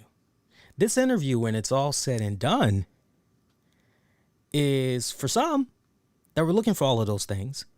For some, for many, it's going to be a boring interview. Because remember, every time something goes down, oh, that goddamn motherfucking Nick Khan. Khan! It's kind of one of those type of deals. But, he comes off extremely insightful. He comes off very well prepared, very well researched. I did not know that he used to be a lawyer. So that explains so much more about some of the stuff that's been going on with WWE. To learn that he was one of the key people responsible for pretty much orchestrating the deal that ultimately went down with WWE Raw, staying with the NBC Universal family, continuing to be on the USA Network, brokering the deal there for the WWE to Peacock, to know he pretty much was there at the core, getting everything going. He's pretty much been at the helm in his new position for a year and all of that. There's a lot of that's the background stuff. Didn't know. To hear that he was once a usher at WrestleMania 9, man, how we've come a long way. You talk about somebody essentially paying their dues to get to the point of where they are in their respective careers and everything. Everybody's got to start somewhere, right? So to hear all of those things, if that doesn't inspire you, if that doesn't make you take a step back and say, wait a minute here, some elements that's going on here in my life, like what the hell is going on here? I don't know what will after seeing that interview with him.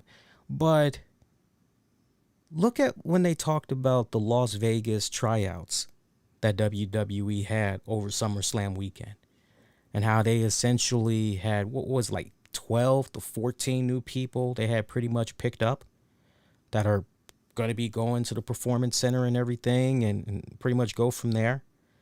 And then you look at the fact that, okay, yeah, granted, there were a bunch of releases that had came about from the WWE.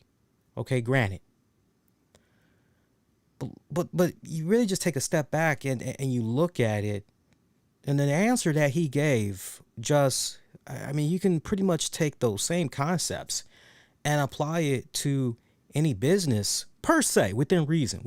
But let's just stick to the WWE, where basically it's okay. We want to know, okay, can we do something with this superstar? They can have an impact in the immediate future, or is this something that's going to take just a little bit of time, but we're definitely going to get there, right? Just a whole new concept of, and I know when the releases came about, a lot of people were upset and everything, but look, this is the God's honest truth. This is how you need to be looking at it. The days of, oh my God, I can't believe this guy is still on WWE's payroll.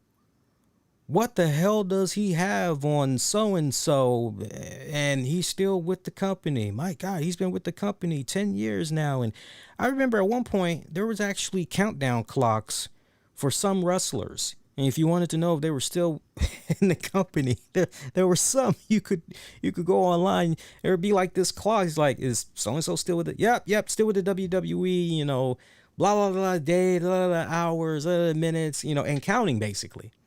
So, but no, the days of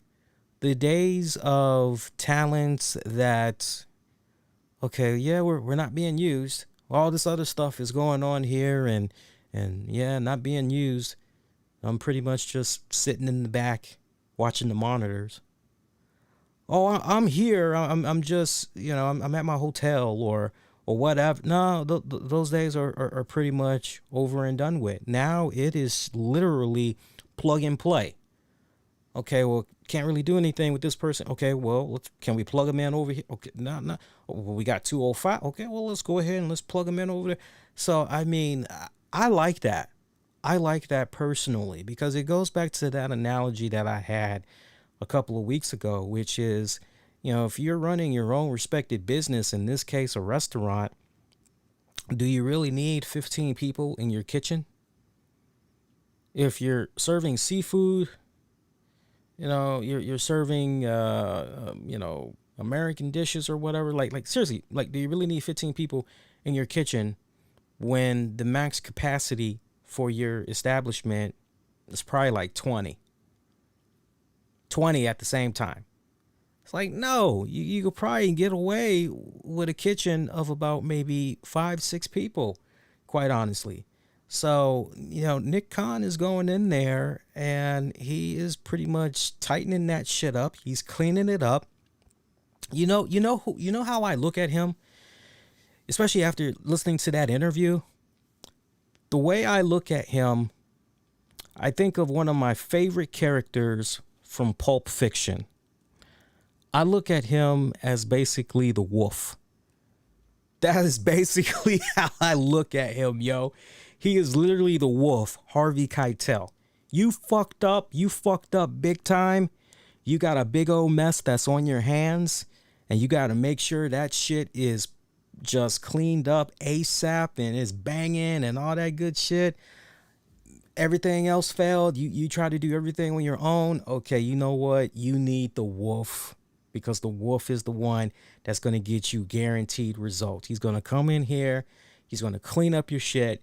He's going to tell you what needs to be done. He ain't going to sugarcoat it. He's going to give it to you right between the eyes, and you either take it or leave it. If you think you're better off, all right, well, then he's just going to tell you to fuck off. That's literally how I look at Nick Khan. That is literally how I look at Nick Khan. To hear that in regards to all of these releases that came about from WWE, you know, everybody, that goddamn Nick Khan, fucking Nick Khan. What did you hear? No, ultimately the person that has the final say in all of the releases, any future releases, it's Vince McMahon. It is a collaborative effort. That's the key thing. It is a collaborative effort. So he may give input and say, hey, actually, no, we shouldn't. But Bruce Pritchard, probably most likely Kevin Dunn, but he did mention Bruce Pritchard. He definitely mentioned Vince McMahon. I'm not quite sure if I remember hearing him mention Kevin Dunn, but to know that it is a collaborative effort, it's not just solely on one guy. And remember, that was actually one of the main questions I had many weeks back, when all the releases came about, which was, are the hands communicating with each other? Does this side know what's going on with this side over here? And in that interview, definitively, we did get our answer, which is yes, there is the communication that is there. It was interesting over the weekend to see so many people that were going, the end of NXT. NXT is dead. NXT no more. Great little fucking, look, I would do it myself. But you know what? That's a cheap tactic. I get asked sometimes, oh man, you should have a lot more views when you're live. You should have a lot more. That's because I don't believe in clickbait. I don't believe in, doing the miscellaneous, bullshit, misleading tagging, just to try to lure fucking people in. And no, not for me. Don't care for it. So if that means I got to go a little bit slower, that's fine. Been doing all right so far. Matter of fact, we just celebrated a milestone, specifically from Spreaker, who we've been with. God, I think we've been with them now maybe almost 5 years. And there was a achievement milestone that they had made us aware of, which was over the weekend we had hit 100,000 downloads. So like in almost 5 years, and we basically had hit that milestone, and we're actually about to hit 200,000. I think we're probably going to hit 200,000 in maybe about somewhere between 3 to 4 months, give or take. We'll have to see how that pans out. But it's like, no, I'll go one piece at a time. No problem. I'll go one piece at a time. But you see all these people that's mentioning what they're mentioning with NXT and, NXT's dead and all this shit. And what did we learn there in that interview? NXT, they are in the middle of a revamping process. Triple H is still at its core. He had all the success that had came about with NXT, the first rodeo and everything. He is still there at the core, and he's, helping along, steer it in the right direction and everything. Look at what everybody was putting out there. Oh, WWE said they want no more midgets. WWE said no more small guys. Going forward, no more small guys. This is a new era. No more small guys. And yet at NXT TakeOver, we saw two small guys in Adam Cole and Kyle O'Reilly beat the living shit out of each other. No more old guys. No more guys that's past 30. That's taking these nice prime spots down there in NXT.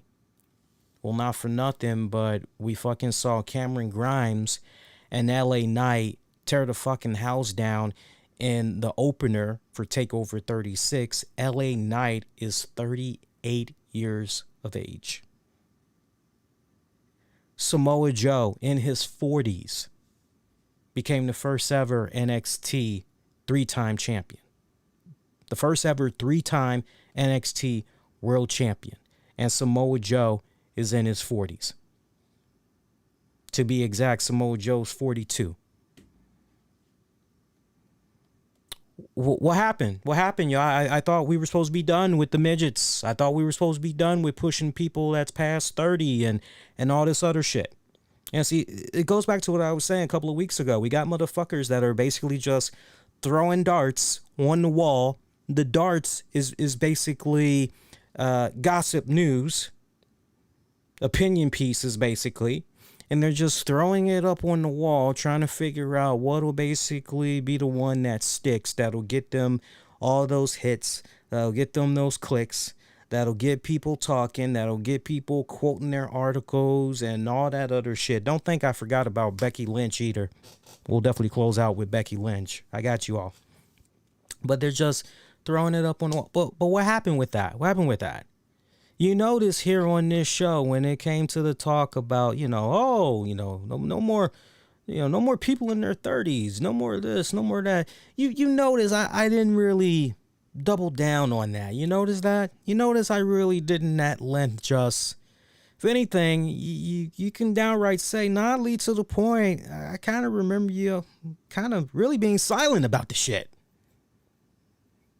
That's why I always tell you guys, just let shit play out. Whatever the truth is, it's always going to rise to the surface. It's going to take a little bit of time. Sure. I mean, look, it's great to give us a little bit of something to talk about. Nothing wrong with, giving opinion pieces and kind of speculating. And there's nothing wrong with that because it gets people talking. But when you start acting like, no, this is fact. Okay, well, why is this fact? Well, it's fact because, well, supposedly this was what was said to, and it's like, okay, and that's the best that you got, especially as far as the source goes. This is what you're running with. Okay, so we're gonna get whole new production as far as NXT goes, everything. Look, we just saw that WWE, they're done with Full Sail. That relationship is no more. Hey, not for nothing, but ever since everything went down with the pandemic and everything, they've had to be a bit smarter there. They had to. Man, it ain't no different than you're walking down the streets in your favorite neighborhood and some of the stores that you used to frequent and give business to, especially the mom and pop establishments, they're no more because all those months when people had to, really be in quarantine, you had the stupid little curfew that was in effect and everything. A lot of those establishments, they were hurt big time. They could only get a pass, but so long as far as not paying anything on their lease and things of that nature. And ultimately, a lot of those businesses, sadly, they went out of business. A lot of vacancies that's running about right now. So I ask you all, if you're in the middle of a pandemic, you've got a business that's going on, you've been crippled by a pandemic, you're not able to bring traffic into your establishment as much as you used to be able to. And on top of paying, state taxes, all that shit, you got a monthly rental space fee that you got to pay. You got a lease that you got to pay on a monthly basis.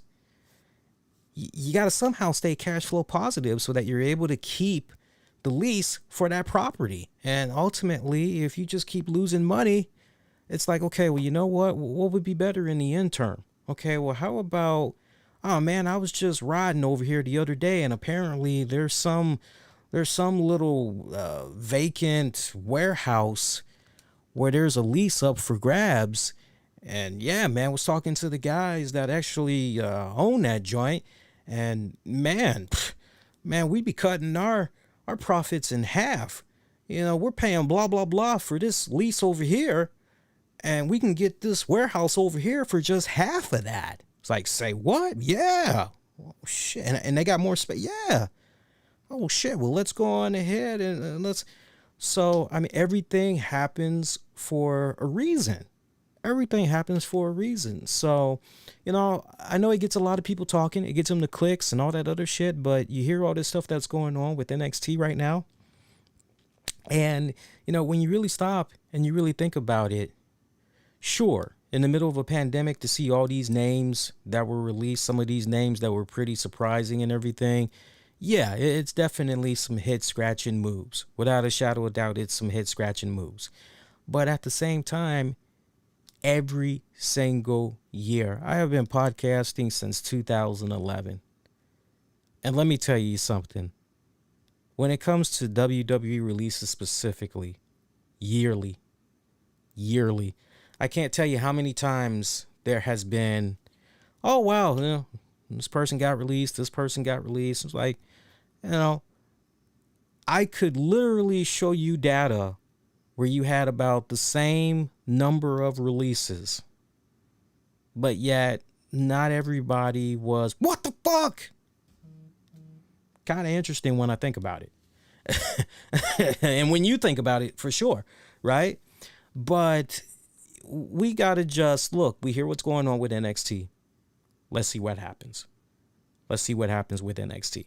But that Nick Khan interview, as I mentioned at the top, a lot of all the points that were made, everything that was made, general public is going to find that interview. They're going to look, the most unbiased, level-headed people, they're going to find that interview to be pretty insightful. They're going to find Nick Khan to be pretty likable, right down to the point. You know what? If I had to start up my own business, I think that's the guy I would want. Pretty sure I would want him involved in some capacity. For others, boring. It's going to be boring because, you know, you truly feel that, there was nothing salacious here. There was nothing juicy. Nothing scandalous here. Move along. It was kind of like one of those type of deals. But it is what it is. If you didn't check out that Nick Khan interview, definitely go out of your way. Check it out. Definitely. Loved hearing the stuff about whether or not Raw, SmackDown, you know, Raw specifically, back to 2 hours. And Nick Khan's basically, look, if I could have it my way, Raw would be 4 hours and SmackDown would be 8 hours, you know, especially if it meant we get more revenue, right? Yeah, at the end of the day, yeah, whatever you need to do to expand your revenue, continue to be cash flow positive, make money for the company, because that's the number one agenda, is to be making money. That's the number one agenda, is to make money. If you're the WWE, that's the number one agenda. You can hear all that stuff about fans and all of that shit is secondary. The number one agenda is making money. Addressing the stuff about the sales, it was nice to hear that brought up. You know, they listening to any and all things, right? Okay. Yeah. So it's probably going to be a boring interview for a lot of people, but definitely go out of your way and check it out. Bear with me a second here.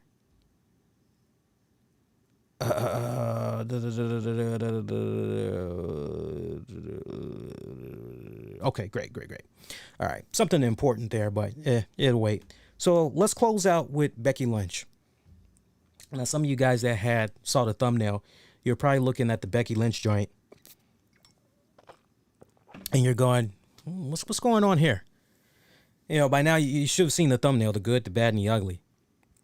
Now, you all's interpretation of what's the good, the bad, the ugly, like who gets what, that's for you all to decide. You notice I didn't specifically do, okay, we'll give this person the good, we'll give this person the the bad tag and we'll give this up. No. That's for you all's interpretation. But you look at this stuff that's going on right now with Becky Lynch. You see that? It's a perfect example of what I was talking about earlier. So we've got this rumor that's floating around. So all it is right now is a rumor. Again, nothing wrong with rumors. It gets people talking. Nice dialogue, right? Especially for podcasts. Gets them engaging the audience. We all talk about it, figure out what's what. But you got this report that's floating around that apparently Becky Lynch is going to be a heel. And the person that started this rumor, just trace it at its core, the person that started up this rumor is Mike Johnson of PW Insider.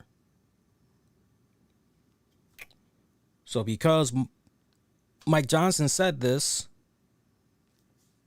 we got to take it as the gospel. It is the absolute truth. We got to take it as the gospel. Meanwhile, you look at some of the post-SummerSlam comments that Bianca Belair made, and pretty much in a nutshell, I was so prepared for Sasha Banks not being able to wrestle her that really had just messed my psyche up, especially hearing that I was going to be taking on Carmella, but then Becky Lynch, I let my emotions get the best of me. I'm just totally in distraught right now. I'm so confused, and trust me, I'm definitely hurting right now. For anybody that is not getting the show via Twitch, by the way, I love getting that, by the way. I love getting that occasional. The show's not showing on Twitch. Meanwhile, I'm looking at all the platforms that we're streaming to right now, and there's nothing that says that the connection was lost in any type of way. Number one. And then number two, I can actually go on Twitch right now, and I will actually see that, in fact, we're actually streaming. So to that, I say either refresh your browser, or remember, you can watch on Facebook, you can watch on YouTube, you can watch on Twitter. Personally, I haven't figured out a way to just disconnect from Twitch, but you guys that keep watching the show via Twitch, I'm telling you, as a matter of fact, after tonight, no more Twitch. How about that? After tonight, no more Twitch. Because unless you are a hot blonde with big tits and a nice ass, you ain't, nah, it ain't happening. It ain't happening. So FYI, again, I know you guys kind of oh, Twitch, stop using Twitch. Just come on over to YouTube, interact with everybody else. Come on over to YouTube, come on over to Twitter, come on over to Facebook, check out the shows that way. That's going to be my last time saying that, because the next time somebody says, oh, there's no video on Twitch, I ain't going to say nothing. Y'all been warned. Anyway, Becky Lynch. So because this report is floating around, man, it must be true. It must be true, right? Meanwhile, you see some of the comments that was made from Bianca Belair, and you're like, okay, you're following her character and everything, and you're kind of going, okay. But then you see the comments that Becky Lynch had made after winning the title and everything. You just see the raw emotion that was coming from her, and you're saying to yourself, wow, well, one, hey, it's great that you're back, and yada yada yada yada yada. Okay. So what's really going on here? What's really the truth? What's really happening here? What's really happening here? And again, this just comes right back to, honestly, people that are just throwing darts on the wall, trying to make sense out of what happened. So at its core, the number one topic right now, what's going on with Sasha Banks? Why is there no Sasha Banks? Why didn't Sasha Banks pop up at SummerSlam? Was Sasha Banks even backstage? What's going on with Sasha Banks? What's going on with Sasha Banks? What's going on with Sasha Banks? Sasha Banks got COVID? What's going on with Sasha Banks? So you've got that little mystery that's floating around there. And you've got reporters, you got dirt sheet writers. They're trying to make sense out of it. They're trying to figure out a way to, it's all about the clickbait. Okay? Mum is the word right now with Sasha Banks. So we got all kinds of nice little speculation and all that good stuff that's running around. Okay, well, Becky Lynch is back and she's going to be a heel. Folks, we haven't even gotten to Friday Night SmackDown yet. And already we're doing all this speculation. We're running rampant all over. Here's an idea.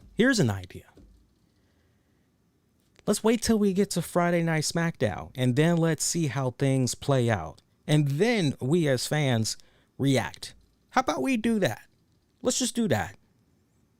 Because honestly, you're going to drive yourself crazy when you're trying to figure out, what the hell. Sometimes it's just good to kick back and enjoy the ride, much like what I had said on the SummerSlam post show.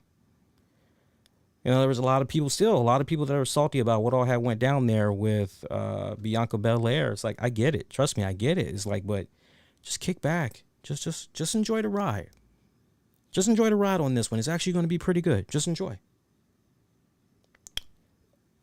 It's crazy. It's really crazy to watch within the past 24 hours how everything has manifested with this whole Becky Lynch going the heel route. Look, if you ask me for my 2 cents right now, I still feel based off what all had went about from the pay-per-view, the smart money, even my homie Mish agrees, the smart money is just Bianca just saying, fuck this, going the heel route. I mean, not for nothing, quite a few times there was Sasha Banks even had referenced the Bianca Belair of old. Even she kind of alluded to the fact, I see right through your bullshit. I know what you're really all about. Like, you got these other people fooled, but you ain't got me fooled. A lot could happen between now and, right, let's just see what happens. But thinking about the Becky Lynch post SummerSlam interview, just the emotions, everything just running high and all that's like, we're really just gonna, your number one top babyface at the time before she left, we're really gonna go. I would like to believe that wrestling fans are a lot smarter than that. I would like to believe that just because one person is reporting something that, it's got to be true. It's like, well, wait a minute here. I got 2 eyeballs, and just kind of thinking about where everything was. And then also considering the fact that WWE is now still in their infancy stages of getting back to live touring, and they got to do everything humanly possible to get everything nice and banging at the gates. So we're really going to take somebody that's just returning, that was white hot at the time, great, strong babyface, people of all ages, genders, just everything. Everybody was just fucking with that person. We're pretty much just now going to go a 180 and we're going to make them a heel. Mind you, history has shown that they didn't really work that well as a heel either. Successfully. They weren't really a good successful heel in the past. How is this supposed to be different this go around if we were to kind of entertain that? Oh, but you could have a heel Becky Lynch and a heel and a babyface Bianca Belair chasing after a babyface Bianca Belair chasing after a heel Becky Lynch. Y'all, I don't know, man. I don't know. That's why I say to you guys, just kick back, just let this shit play out. Let's get to Friday SmackDown, then let's see what happens. And then we can comment from there. And for you guys that's like, Twitch, I actually disconnected Twitch. So remember, from this night going forward, ain't gonna be no more Twitch. The only time Twitch will be activated now is when I'm playing a game. That's the only time Twitch is gonna be activated. Any other time, because it's pretty dead on Twitch. It is. It is really fucking dead on Twitch. I think at the max I've seen, because I get more love when I play games on Twitch than with the podcast. I've probably seen about maybe at most about 5, if I'm lucky, maybe 10 views on Twitch when I play a video game. That's just how it is, man. You got to be a nice, pretty face and big tits, apparently, and that's. I would imagine it's only a matter of time before everything that went down with recently with the OnlyFans, banning porn, basically. I would imagine it's a matter of time before a lot of those people that had those OnlyFans joints, I would imagine it's going to be just a certain amount of time before they all flock over to Twitch, because just some of the shit that you're able to get away with on Twitch. That's all I got to say. One show down. We got 2 more to go. All right, so again, quick programming notes. We got Tuesday night. I'll be with you guys. We'll be covering just NWA Power Fallout. I'll be looking at the card, at least at that night, because that's pretty much going to be it. I don't think there's going to be any more updates from Tuesday going into that weekend, but we're going to be talking all things NWA Power. We're going to look at the NWA Empower card, the 73 card, give preview and predictions. So that'll be a nice, fun deluxe edition of our NWA Power reaction show. And then Wednesday, we'll be back. We'll be talking about AEW Dynamite. We'll also cover little trinkets of what went down on NXT. Also got some results for the Impact Wrestling Emergent show. We'll also talk about the Ring of Honor Glory by Honor event that went down over the weekend as well. So it's going to be a nice jam-packed episode that we got lined up for you guys. Everything pretty much goes to, leads up to that weekend's NWA weekend. So pretty excited for that. I know my boy Mish is excited for that as well, him being an NWA fan as well.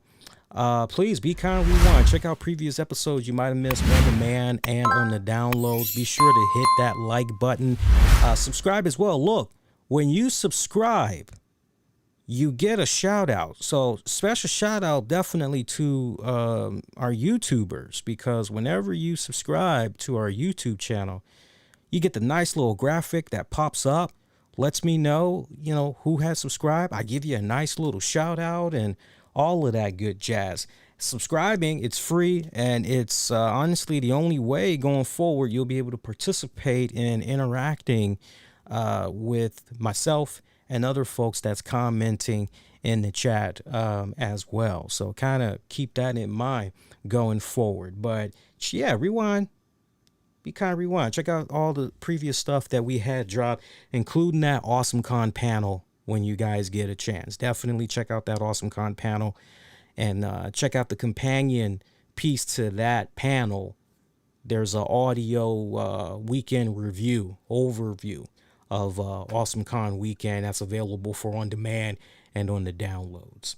And that's going to do it. Get at me on Twitter, Facebook, Instagram. Use the keywords, the RCWR show. And until next go round, I'm wishing all y'all to be safe. Most importantly, be kind to one another. I'll check y'all out this Tuesday. Take care, y'all. Peace.